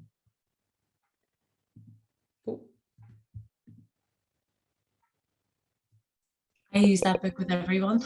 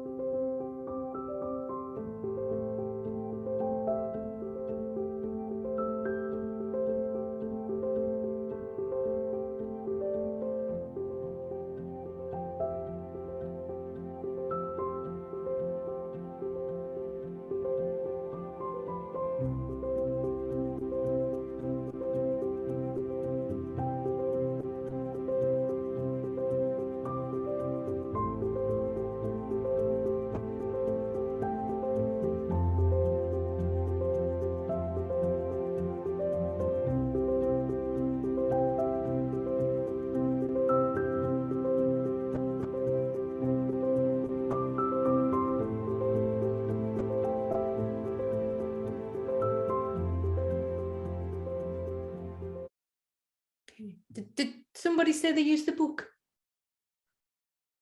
Sorry, that was me. I was just, yeah. I had put it up in the chat there because I didn't realize I just blurted it out. But no, I would use that book with children, with teenagers, with adults, with parents, with families. I would use it even in training that I run. It's a beautiful illustration of it and linking the mind to the body and empowering as well. It's lovely. I'd really recommend it. It is. And it also, you can buy a stuffed toy of the amygdala. And I have it in my therapy room and I use it with adults so they know what it is. So I'm going to ask you to lean into this. How can you start explaining to maybe when you're teaching a class about the brain and the insula? So, and we can also pin this to the nervous system. So, and again, I'm sure you all know loads about the nervous system, but it's quite useful to do a little bit of a reminder here. So this is how yoga helps, and the breath. So it's not some mystic thing that yoga helps with, and movement and breathing. Remember, everyone loves, more the alphas love the Wim Hof, right? And they do the calm breathing and everything. How does it start? How does it actually help us? So when we move and when we breathe, it impacts our nervous system. So when we are, there's a part of the autonomic nervous system is the sort of umbrella, and it has two parts. It has the higher part, which is called the sympathetic nervous system. You can just refer to it as higher if you like. And when we are scared, when I've got my A levels, when COVID, war, the bull's chasing me, the tiger's chasing me, I'm up here. That amygdala is going off, right? I'm under pressure and my body is being flooded with adrenaline and cortisol. It's getting me to go and run like hell. It's survival response. A little bit of that is good. It's when it tips over, it's too much. So it is the fight, flight, freeze response.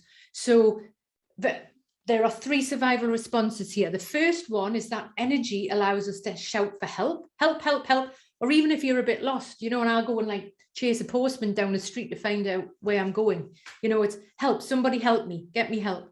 The next response is that our limbs, we can go and fight, or run. And then there is the freeze response, which can be avoidance. Yeah, there you go, deer in the headlight. Again, this is a survival response. Over lockdown, we saw this a lot because a lot of people were just scared for their jobs. So they just agreed with their bosses. Should we paint the wall green or red? Whatever you say. Everyone was just agreeing with the boss. So it's like Stockholm syndrome. It's a survival response. And then the lower end is the rest, digest, feed, breathe, right? So when you do inhale through the nose, all do this. Can we all do this together? And if that's not for you, you can do that through the mouth, but shallowly. I'm just putting that in. When we inhale through the nose, more into the lower ribs, diaphragm. So that just by doing this activates that, by the way. If people aren't able to breathe, or you don't have to move the breath, that helps activate the parasympathetic nervous system, which is lower, right? Too much of that, though, can be depression, immobilization, can't think. It's that heavier energy. So I just want you to imagine you've got the high energy and the low energy. And clinically, something useful to use and a phrase to use is the window of tolerance. That when people are hyper aroused, that's sympathetic, they're going to, and remember, trauma survivors, someone said earlier about the young people leaving early, what can't people tolerate? If they're stressed, right? Or if I'm triggered,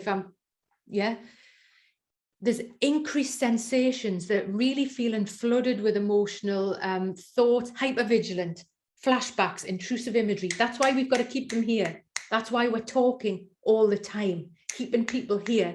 I even say to people, if you're in a pose and you're looking out over your middle fingernail, to also connect with, see different colors in the room when you're looking forward, rather than just taking 5 breaths and visualizing. Get them to check in with what's going on in the room. And often people aren't thinking at this stage, because when that amygdala starts going off, the thinking part of the brain is gone. People will not know their name. They may be panicking. They don't know where they are. Okay, and then you've got what we call the window of tolerance. The optimal arousal zone is a state where emotions can be tolerated when we get in the here and now. When we're in the here and now. Remember, for a lot of people we're working with, they may never end up here. They've spent their whole life here. I'm thinking of children I've worked with, clients I've worked with. And again, as a therapist, when you start to inquire about how a client breathes, I'd worked with a long-term trauma client for maybe 4 or 5 years. And when she started being interested in more breathing and moving, she'd been breathing here her whole life. I didn't know that. And it just changed something. So when we start to inquire about the physiological side, where the client is existing all the time, and then you've got the hypo, the lower zone, lack of sensations, not moving, checking out, self-numbing, not thinking, but it's that non-movement. So for yoga teachers here and people with that knowledge, I would like you to think about how you can integrate your knowledge of breath. You know how powerful the breath is. So if somebody is anxious, how can you calm them down, right? So for example here, in for 4, let's do this together. Inhale for 4. Exhale for 6. How you can, when you're teaching, explain to people that when we're anxious and our energy's higher, we might be feeling fidgety and fight flight. When we begin to inhale for 4 and then do it with the movement, whatever you're teaching, inhale for 4, exhale for 6. Some people struggle with that. You might use your own knowledge. Do you want to do 4-4 breath, alternative nostril? Teach them how to get in the here and now. Alternative nostril, we can do that together now. So I'm going to ask everybody just to close their right nostril with their thumb. And let's inhale through the left nostril. Closing the left nostril, opening the right, exhale. Eyes open or closed, you choose, you decide. Inhale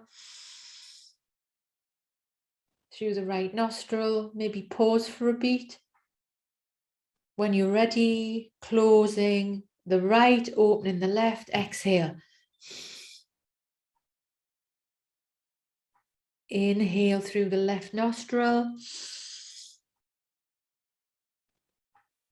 Pause. Closing the left, opening the right. Exhale. So just letting that go, just notice how you feel. And with depression, depression is lower. So what can you do to bring energy in? So if we are working with lower energy, again, how can we inhale and maybe sip a bit more breath? So it's either balancing, or how are you going to use the breath to power up, and maybe use your own knowledge of the breath here to play with that. So you can share the tools here about feeling higher, anxious, and bringing people down to feeling a bit lower. And there's something really important, and I think it's very beautiful, is that the autonomic nervous system is not simply autonomous, but it regulates through the interaction with others.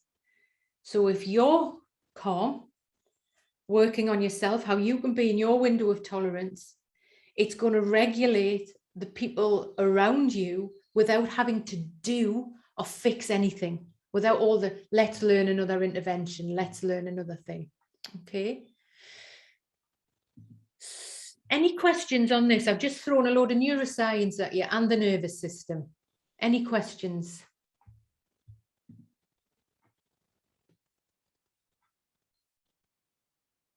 All good? So I am encouraging you to next week when you're working to start to bring that in. If you are teaching a yoga class, talk about anxiety, how they can use the breath outside of a yoga class. They might need to do it in the toilets before their exam. Yeah, or they can do it when they're walking. I love that someone's gone outside, Roma, good job. Yeah, so just to be creative and integrate that yourself. And so talking about anxiety and how that can impact the amygdala in the brain, so we can calm down into the here and now. Sharing the tools. Great. Okay, so we're going to just look at the theoretical goals of trauma-informed work. And we're going to do this quite practically. And the first one is about choice making. So you can't remind me enough that I have choice for people who are survivors, and actually for everyone. Who doesn't want to have choice? Who doesn't want to have choice? And this is a quote from Bezel, and he says that the most important issue for traumatized people is to find a sense of safety in their own bodies. So again, this is not about what we felt was the right thing to do. No. And there's something about when you're teaching this, and you know, when I'm working one-to-one with people, even in therapy, I think, is this landing? You know, when we're repeating, if you like, and when you're ready, you're welcome to ask for feedback. When I get feedback from people, they'll say, well, it's when you say those words, and these are the words of the script, that they then feel they're comfortable in the space. So it's that, and also being able to come into our bodies when we're in the present moment. Okay, so this is David Emerson. This is the guy who wrote the book, which I think a lot of you will be interested in. So we can just do a quick practice with David. Hi, in this short video clip, we could experiment with a choice-making practice. And one way to do that might be to use some shoulder rolls. So one way to move your shoulders, you could experiment if you want with making circles. David. And just notice that you could make the circles either forward or backward. So the circles can move either forward or backward. And that just gives you some choice. You can go in one direction the whole time, or you could switch. You could experiment with switching. And as you move, you may notice some feeling around your shoulders. So So one choice here is the direction that you move your shoulders. And you can experiment with that. It could be one direction, or you could switch a couple of times. Another possibility is that you're in charge of the size of the movements. So you can make these movements smaller or bigger. And again, that just provides more opportunity for choices. You can make very small movements, you can make bigger gestures. Sometimes we know what we want to do, and we could just do that. We could make our choice based on the fact that we might know what we want to do. Sometimes we don't know, and in that case, one possibility is to notice how it feels. So the different size movements might feel different. Smaller movements might feel different than bigger movements to you and your body. And maybe allowing that sensation to help you choose what you want to do. So there's a couple of connections with happening there. One is that you are in charge of the size of the movement.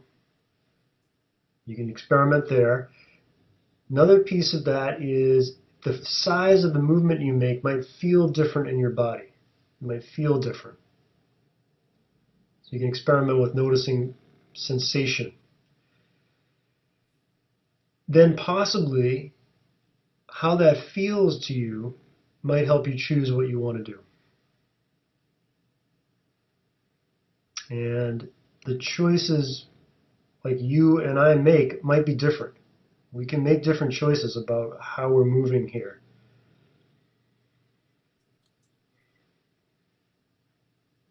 And just experimenting, maybe a little bit of shoulder circles.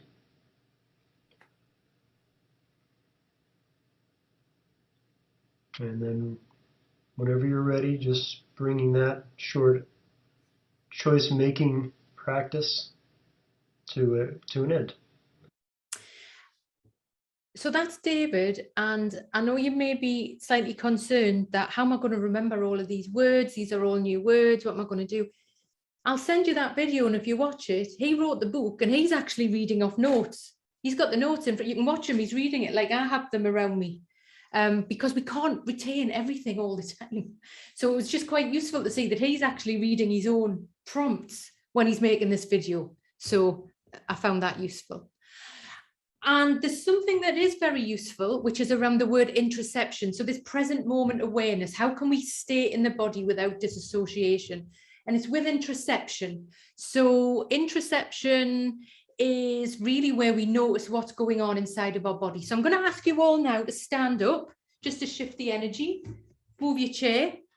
And I'm going to do a little practice now with interoception. So again, please feel free to step off camera, switch your camera off. I'll turn slightly away so I'm not looking. And I'm going to ask you to just pop your feet on the floor so you feel steady. We're not doing what they do on Instagram where everyone's sort of showing off and standing on a washing line. So taking the feet steady, just know you need to take your feet a little bit wider so we feel steady. Just feeling the carpet, the floor under you. Really just give your feet a little move on the floor. Slowly roll the shoulders, lengthening the spine. So you may notice a lengthening at the spine. Chin is parallel. Gaze, just experiment with if you like, you choose if you'd like the gaze to be forward, up, and experiment in rolling the shoulders down. Rolling the shoulders down. And if you like, and when you're ready, we're going to step forward with one foot. I'll just move this camera a bit, but I'll use the verbal clues anyway. Cues. So we're going to step forward with one foot and just taking the time here to adjust so you feel steady. So I'm going to take my foot out a bit, that side and that side. So I'm not feeling too wobbly. Just taking the hands to the hips and gently bending that front knee. And if you look down, if your big toes have disappeared, big toe, maybe step the foot forward a bit, and I might need to take it out a little bit more there. And if you like, and when you're ready, bringing the hands to the heart center. Lengthening the spine. So you may notice your spine lengthening. You may want to choose to roll the shoulders.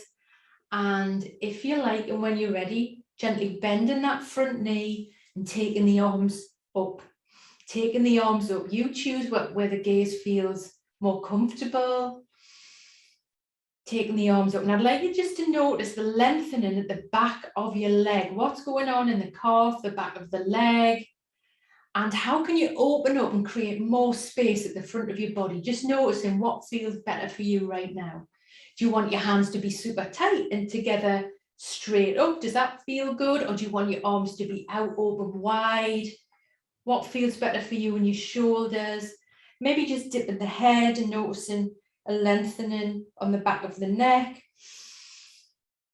And breathe here. Can you sip a bit more breath here? Maybe sink a little lower down, keeping an eye on what's going on the back of the leg, the heel, the knee. And then just step that forward and have a little shake. And let's do that. We better do that on the other side or we'll be a bit wonky.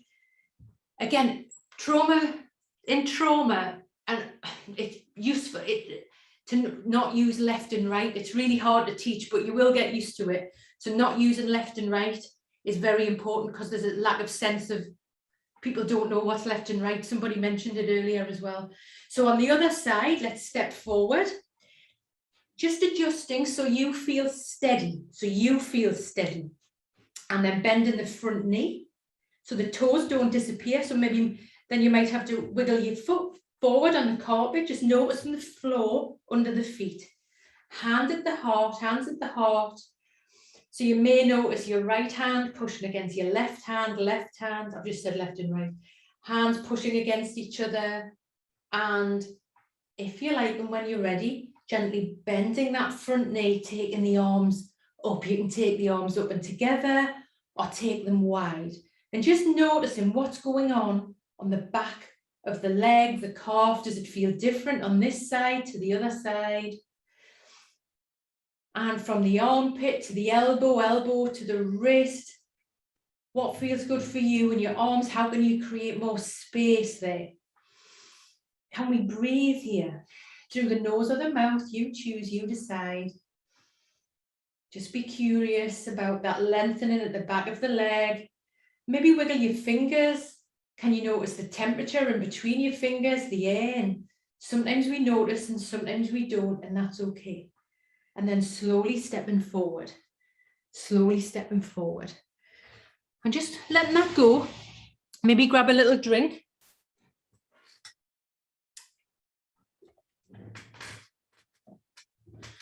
So to keep people in the here and now, and this is all we can do, we can't do everything. There is a bringing it back to what is, that I can feel my leg lengthening. So right now, let's do this. Gently tip your, placing your hand on the side of your face, letting your head fall into your hand. No, so rather than just losing ourselves here, as may happen in a regular class, or even if we're working with somebody in therapy, you might use the hand, but just letting the head, the weight of the head fall into the hand, feel the hand supporting the head. And let's take you may notice and take your attention to the lengthening at the side of the neck. And then using your hand to push your head up. So we're staying here. I'm not losing myself. I'm staying here. Let's do that on the other side. Just noticing, is this side different to the other side? This side feels a bit looser for me. So checking in with the neck, the shoulder, always coming back to something physical, right? So I'm talking about the muscles, safer muscles, yeah? And then bringing the head back up. Okay, interoception, very important. So when we're teaching, when we're working anything with the body, that we're keeping it in the here and now, very important. And that taking effective action is also very crucial to the setup of the classes or how we work. So when people have experienced being trauma, they experience being chronically disempowered, held captive, immobilized. You know, when you get people who just please everyone, there's a deep sense of learned helplessness.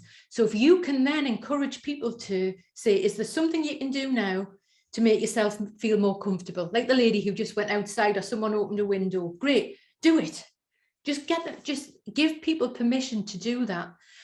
Standing, if they feel uncomfortable, or people can use a chair. Move your mat, move your chair. Do people want the lights on, lights off? In one of the classes I taught, I couldn't believe it actually. Usually in a yoga class, people don't move their mats. They go in, and I watch it now when I go to classes. People put their mats in the same place all the time. And it sort of annoys me in a way. But it's human behavior to do that. But if you say to people, would you like to move your mat? Where would you like to move it to? In this one class, they all moved their mats. They all stood up and moved their mats. They put the lights on, open the windows, shut the windows, give people the choice. And again, it changes that power dynamic Kathleen mentioned earlier. Just trust in the process of giving people choice. Yeah. And in noticing what muscles are effective in movement. So keeping people in the here and now, not disassociating. You're going to have to talk all the time. It's exhausting, right? So actually, when we do take our head to the side, noticing what's going on at the side of the neck, maybe it's the back of the neck. And also we are human. If notice I shared, my left side is better than this, I encourage you to bring that. As therapy, we're very boundaried and we don't share it. So actually my left ankle might be tighter than my right ankle. So just bring that in, how that is for you. And there's some permission there. And also we are creating rhythms. So with trauma, the brain in trauma has lost its ability to distinguish between past and present. This is the flashbacks. Yeah. So, and there's a feeling that bad things don't end. So it's really useful that, first of all, you're saying, we're doing 3 of these. So you name it up front. So it's not going to go on forever. And there is a relationship with others when we create rhythms. So neurologically, I see this happening in the groups of hard to reach people who don't even speak to each other, whether they're in recovery, whether it's trauma survivors. We're in a non-verbal space. No one's looking at anyone, but we're all moving together. Again, I'm going to stop the share and do this. Right, let's all do this. Can we just sit back? Hands together at the heart. Let's do it the other way around. It's all together. I'd invite you to put your cameras off. If that feels okay for you, put them on. And inhale up. Turn your palms. Just give your backs of your hands a little rub. And then, so you can model the breath without even talking about it. Hands together. Hands together at the heart. Let the hands land. We'll do this 2 more times.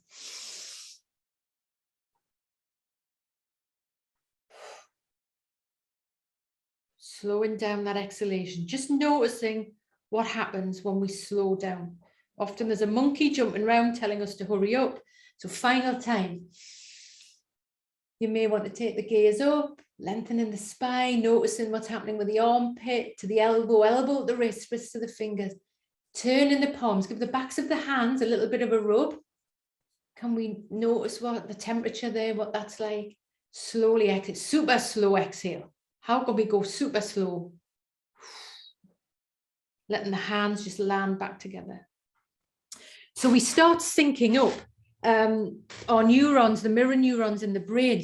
So you know when you'll say people bond in yoga classes or classes, because we're moving, we're mirroring each other. All non-verbal, you see that going on. It's wonderful, wonderful.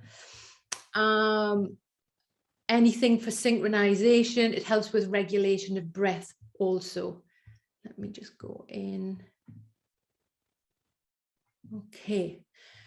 Space in the group, non-verbal. So I have one lady who, she still comes after about 5 years to a group I run, a recovery group, a mental health group, and she goes behind me, behind the sofa. She cannot be, she doesn't, and it's fine, she can go where she wants.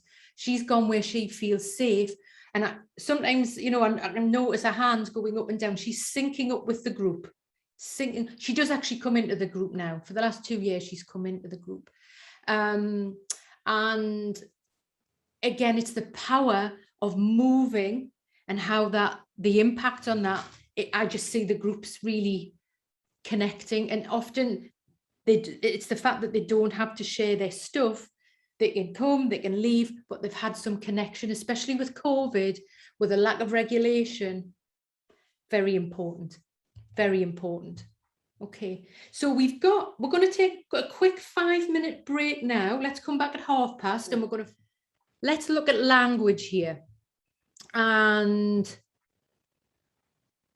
I'll put an example of something that I've used, that I've sort of created, and you're welcome just to take what I've done and shape it and copy it, shape it, edit it, and use your own language and what you may have taken from today as well. But it's how we present what we're doing, you know. So I will be sharing this with you, and also the key words within therapy. And we've been working with this all morning, all of these words. The most important word that I'd love you to begin with, and this is for in therapy, one-to-one, working online, working if you're running classes, is the word notice. Okay, tips for befriending the body. I'm sending you this slide, but if you've got a little book that you can take with you, or something that you've got, write them down in that book. Otherwise it'll go on the slide and never be used again. So these are the key terms. If you like, and when you're ready. If you like, and when you're ready. It's unbelievable when I hear the feedback. Like I say, sometimes I'm thinking, is this landing? Is this working? If you like, and when you're ready. Be curious about how that might feel. Approach with interest. Just allowing that, allowing the breath, allowing the body, allow. You edit this, you integrate this into your own work. Just experience what that may be like from one side to the other side. When you feel ready, coming to a comfortable seated position. When you feel ready, moving into this. Sometimes you notice and sometimes you don't, and that's okay. Really great for permission given. I'll say that one again, it's really good. You can pepper this one in. So sometimes you notice and sometimes you don't, and that's okay. I also explained at the beginning of the class that we are all responsible. We are responsible for ourselves. What do I say? Where's my script? I say, we are all responsible for our own physical and mental health. And we have to, and the fact that we're taking responsibility for that. And we're here today. So it may be if there's a group that's hard to reach, and we've all made it here today. So there's some sort of celebration around that. So this wording brings awareness to any changes, physiological changes that may be being made, how it makes them feel. But so people are not disconnecting, befriending the body. Invitational language, you're sharing power. It's not directing or telling people what to do with their bodies. Focus on, be curious, feel. If you're ready, you may notice a feeling. If you're ready, you may notice a feeling or sensation in your neck, in the back of your leg. Just edit it in. If you're working with someone in therapy and you're doing a breathing exercise, use this language, soften it, soften the language. How can you begin from today? Use the word notice. How are you going to work with that from your clients from Monday? Notice. Okay. If you like, and when you're ready. Sometimes you notice and sometimes you don't, and that's okay. Choice making. How are you going? It's quite active. How are you going to give more choice? Whether it's the socks, the mats, using a seat, lying down, you decide. How are you going to bring that present moment awareness in? Just notice your spine lengthening, shoulders widening, present moment awareness. How can you, where possible, avoid the disassociation? Keep it simple. So you might think, oh my God, how can I do this? There's more here than you will ever need, right? And I would like you just to start getting it in the muscle from Monday. From today, practice it with the people you live with or someone you might meet later on over the weekend. Very simple postures. Seated mountain, so you can do it seated. I do a lot of these classes seated, or sometimes people come in wheelchairs, and I don't know, and I have to edit the class. So we can do seated mountain, shoulder rolls. We can just do them. So the seated mountain, let's do this together. Feet on the floor. Just wiggle your feet on the floor now. Tap your heels. Some trauma release stuff in here about tapping. Noticing where you're sitting on the edge of your seat, so you're not slouched back. And if you like, and when you're ready, notice your spine lengthening. Chin parallel with the floor, but people can dissociate here with the eyes. Eyes open or closed, you choose, you decide. And then invite them to either look up, down. They may notice colour if you want to keep them present, or edges in the room. Shoulder rolls, like David did there. How can we then begin to bring the shoulder rolls in? Forward, backward, let them notice. The neck rolls, we did them. Chin to the chest, bring the chin to the chest. And bringing the chin up to one of the shoulders. Oh, I just got a click and a pop. Share your thing. Share your stuff when you're doing it. Bringing it down and up to the other side. Just be curious. Did one side feel different to the other? Make it fun. Make, bit of a beat. Neck rolls. You can do the side stretch. Just when we're sitting, we can do that sitting. Might want to get a hold of the seat, just feel where you're in contact with the floor. Get your hand, give your hand a bit of a shake. You can say here about shaking the adrenaline and cortisol off when we feel anxious. Like a dog will do, or a deer will do. They'll bolt, or a horse. Where do we go and shake? So how can we shake that off? Letting the hand just fall to the side. And you may want to inhale, take the arm over. Just being aware that that hip might want to come off. How can you keep that hip in contact with the floor? Just being curious that with this stretch at the side of the body, stretch at the side of the body, lengthening, slowly bring it back down. They'll mirror you. The client will always copy what you're doing, right? So if you want them to breathe without saying breathe, you breathe, breathe. So let's, on the other side, keeping it, so we're lengthening from the hip up to the armpit. And does that feel a bit tighter on one shoulder than the other? Bringing that back down. You can do a twist. Remember, you can do this if you're a seated twist, standing twist, gently taking one hand onto one knee, the opposite knee, not using left or right, taking the hand behind. And just being curious if when we're here, can we lengthen our spine? Lengthen our spine, and then gently from around the belly button area, the abdomen, gently beginning to twist. So you maybe choose here to take a few breaths, and you may notice when you inhale, the spine lengthens. Just experiment with that. Maybe can you still feel your hand on your leg? Using that as an anchor.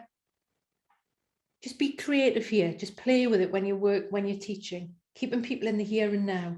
You might have them think of the air going into their nose. When they exhale, can they feel their feet? Keeping them grounded, keeping people in the here and now. It's hard, and slowly release. And you can do a seated forward fold. So always giving choices, always giving choices. So I'm going to disappear here. So lean forward, bringing the forearms onto the knees, but you don't hit your head on the desk. So we can stay here if you like, but letting the neck be soft. Let all tension go, any effort from the neck, face. And can you be here? Can you wiggle your toes? Keeping people in the here and now. Can you wiggle one set of toes, another set of toes, wiggle your fingers on one hand, toe. Play with this. So we're keeping people in the here and now. Letting the neck be soft. You may want to let the hands go to the floor. What's going on on your spine, your lower spine, mid spine, upper spine, and pushing through the feet, slowly rolling back up, slowly rolling back up. Great. So we're empowering people with this language. Judith Herman says, I love this, no intervention that takes power away from the survivor can possibly foster her recovery, no matter how much appears to be in her best immediate interest. So this is interesting when people say, well, I just felt it was the best thing to do, or so it's, I need you to move away from that and come back to this recipe. I worked with one yoga teacher, and she said that anyone who comes into my yoga studio, their body's mine. I can touch them, do what I want with it. I'll do that. So we obviously had it set. I shared some information with her, but this is about awareness and empowering people, and remembering we're working with people who are vulnerable, and also for your own work, whether you're working as a therapist, one-to-one, working with the breath, how can you begin to integrate some of these tools? I'm going to, if we had a longer session, we'd be doing this practically. I normally run them longer, but I want you to get it in the muscle from next week. Take 2 or 3 of those forms. We've just practiced more than you'll ever need. If you are a therapist, you are a yoga teacher, and how can you start to practice that?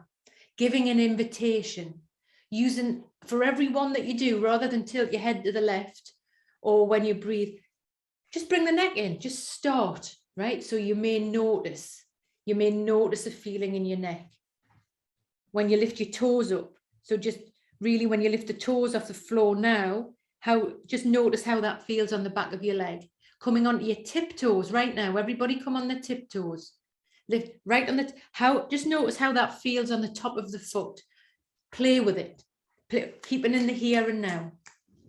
And give people the option, let them know that they're going to do it 3 times or 5 times. Be very, very clear about that. And any questions? Any questions there before we go into the last section? I know there's a lot of information. I'll just jump out of this. Any questions?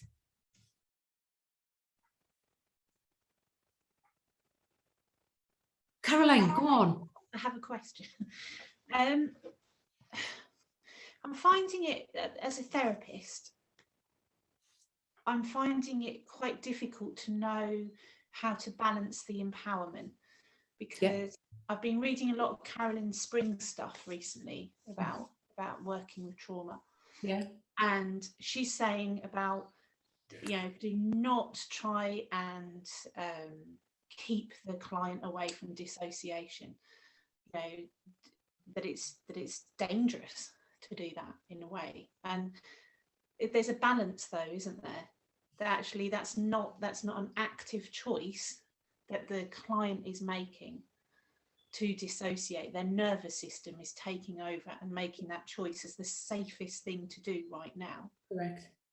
But another part of them, is recognizing, actually, I don't want to be dissociating all the time. I want to be in the moment and present. So I suppose I'm just struggling a bit with keep them present, don't let them dissociate.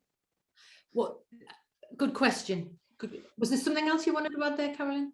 No, I was just going to say, it's not really a question, is it? It's just a noticing I have a conflict in myself. Well, there is a conflict, and also there's only so much we can do. So this is about you having awareness. We have no control over anybody else. Yet there is something in the routine, in the structure, in your voice, letting them know that we're going to be here for 3 times, that people, they're going to dissociate. Yeah. They spend their whole life dissociating. They're not going to come to yoga and not dissociate. Yet there's something where we can do what we can do to have awareness of that ourselves. As a therapist, that may be spoken about. As a yoga teacher, it's where there is a safer place, where there's not a 15-minute shavasana, maybe for some people, or giving people choice around that.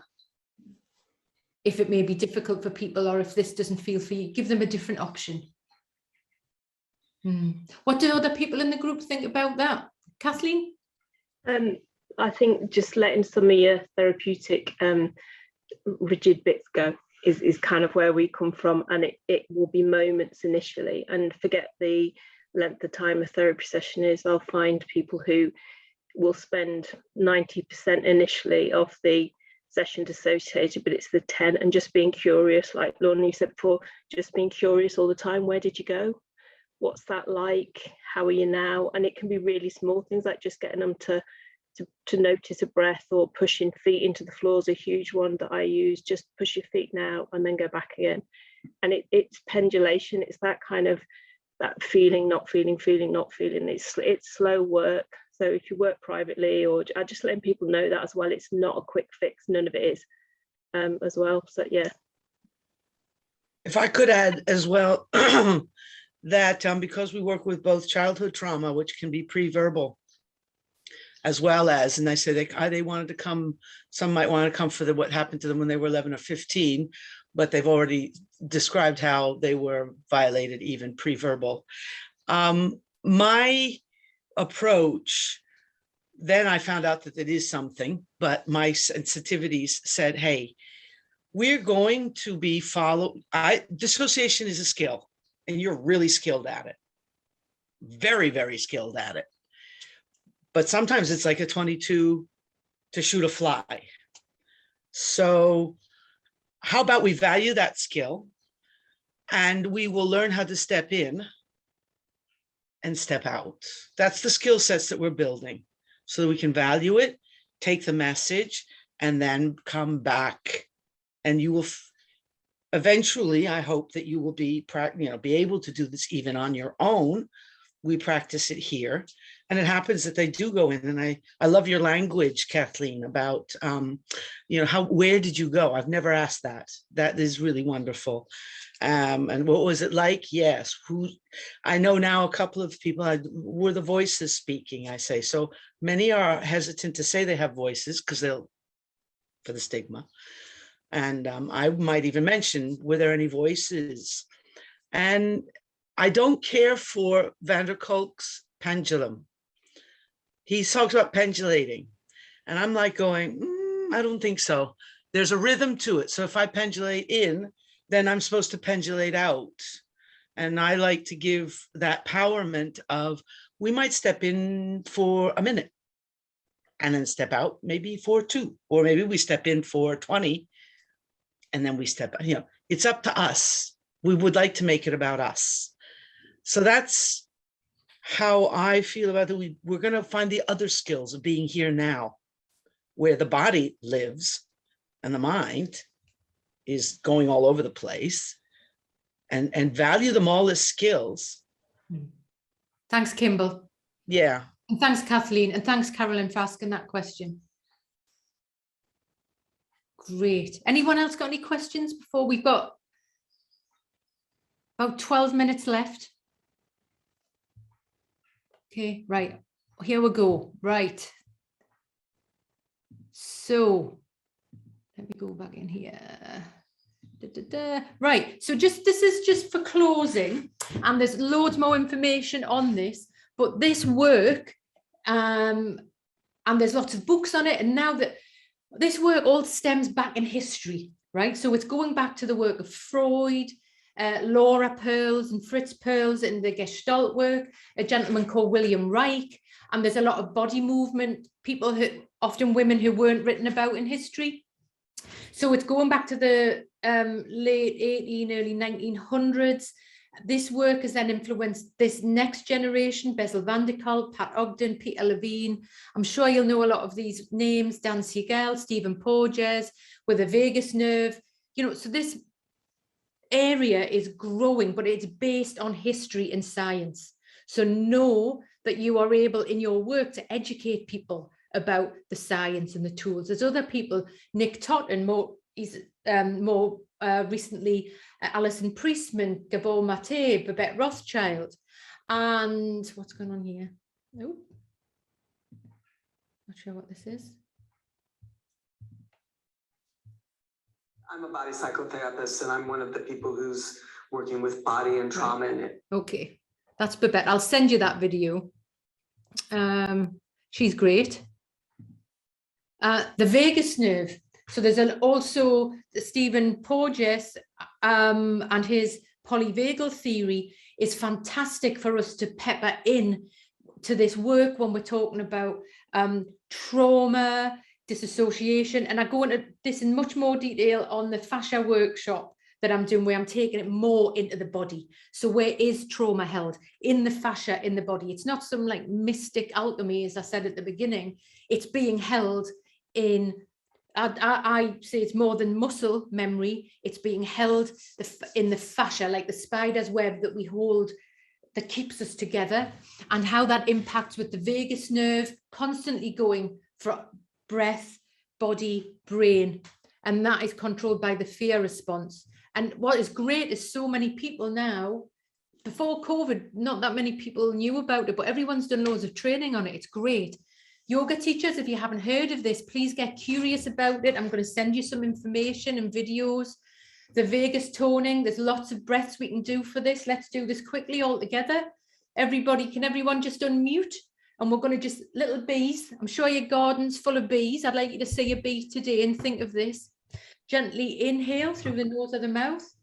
And we're going to exhale and hum like a little bee.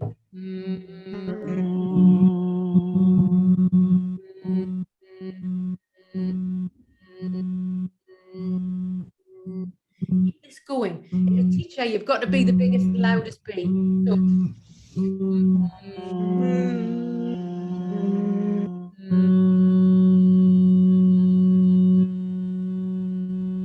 just one more time. Inhale.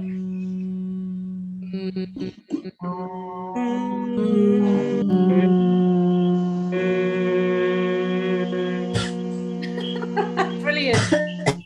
Brilliant.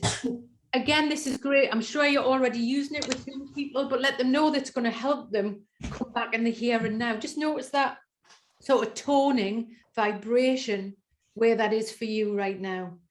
Teach that. I know in yoga teachers, you might take that a bit more with the fingers in the ears. It's can be a bit much and triggering with people putting the fingers over their eyes. But if you're given choice around that, that's fine. Ujjayi breathing. Within the trauma work, I wouldn't do any Ujjayi breathing because the sounds can be quite triggering. Alternative nostril that we did earlier.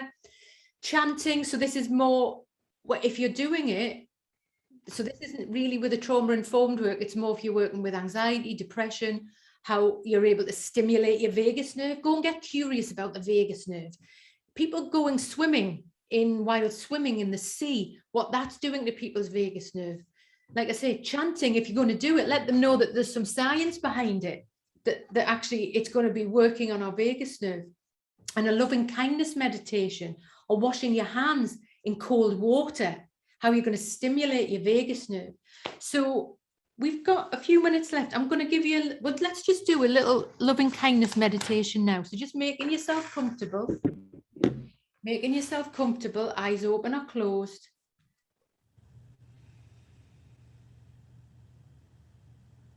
And just noticing feet on the floor, where your body's in contact with the seat or the floor. Roll the shoulders.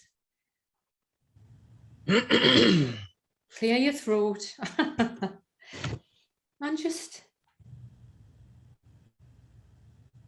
may I be healthy. May I be happy. May I be peaceful. May you be healthy. May you be happy. May you be peaceful. May we be healthy. May we be happy. And may we be peaceful.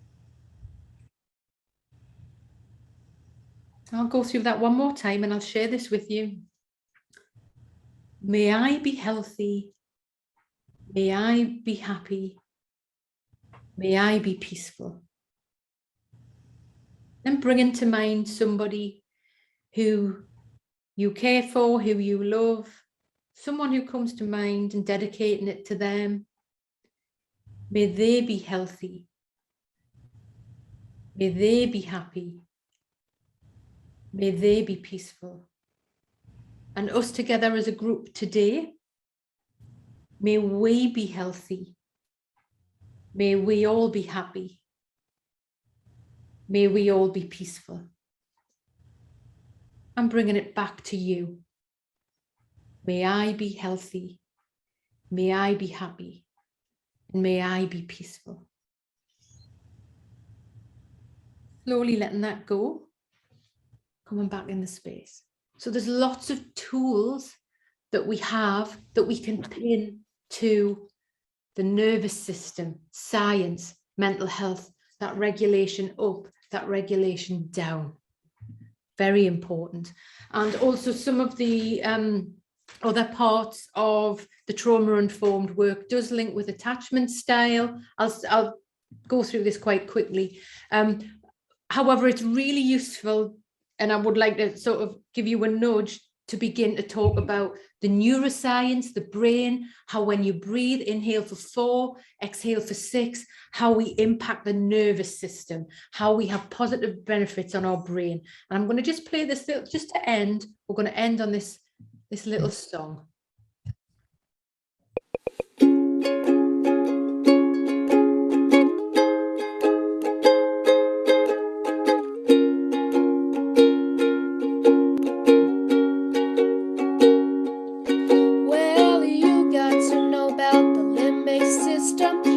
Structure located on top of the brainstem and buried under the cortex, hippocampus and thalamus. When you're mad at your parents or scared for a beating, the amygdala is what causes these feelings. It's shaped like 2 lima beans. Who knew beans can make you mad? Well, you need this system to it's really great. Limbic system.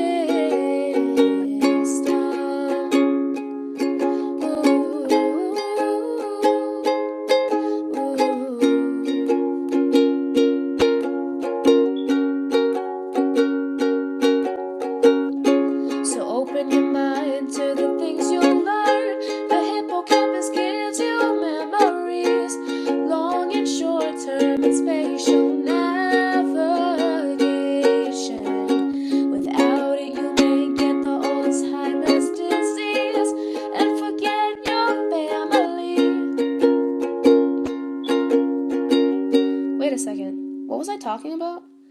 Well, you need this system to live and feel. It's really great. Limbic system when you're hungry and your crush finally texts you back. The limbic system tells you that the last thing you really need to know is the hypothalamus, the section of the brain responsible for hormones and sex drive.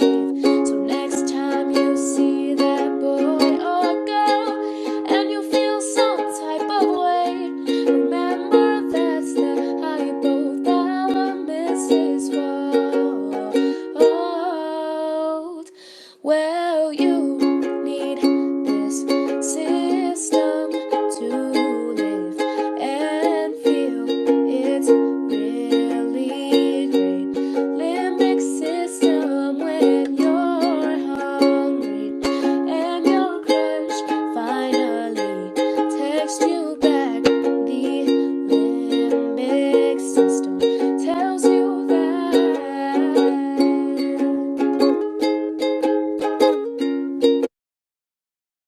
Great. So I'm encouraging you to talk about some neuroscience, make it simple. The amygdala, the insula, what's going on in the limbic system when we breathe. So how we can work with our breath to reduce anxiety, depression. And I'd like to encourage you to lean into it. Please let me know how you get on. Yeah, I'd be really interested to hear how you get on, but with this integration and just for you to increase your knowledge around working in a trauma-informed way. And I want to thank you all today for your energy on this lovely Saturday, for being here today, and really just when we begin to close down, just thinking about who the person was, if something came up for you, who you were going to speak to about this, just think about who that person was. And I'm going to ask everyone to unmute unmute, and we're just going to give a thank you, everybody. Give a round of applause to Zena. Keeping us all in applause. Okay. So thank you. And yeah, have a wonderful day. The slides, video, everything will be with you next week. And go and have a great day. Go and enjoy your Saturday. And the extra light. Hurrah, the extra light. Okay, so great.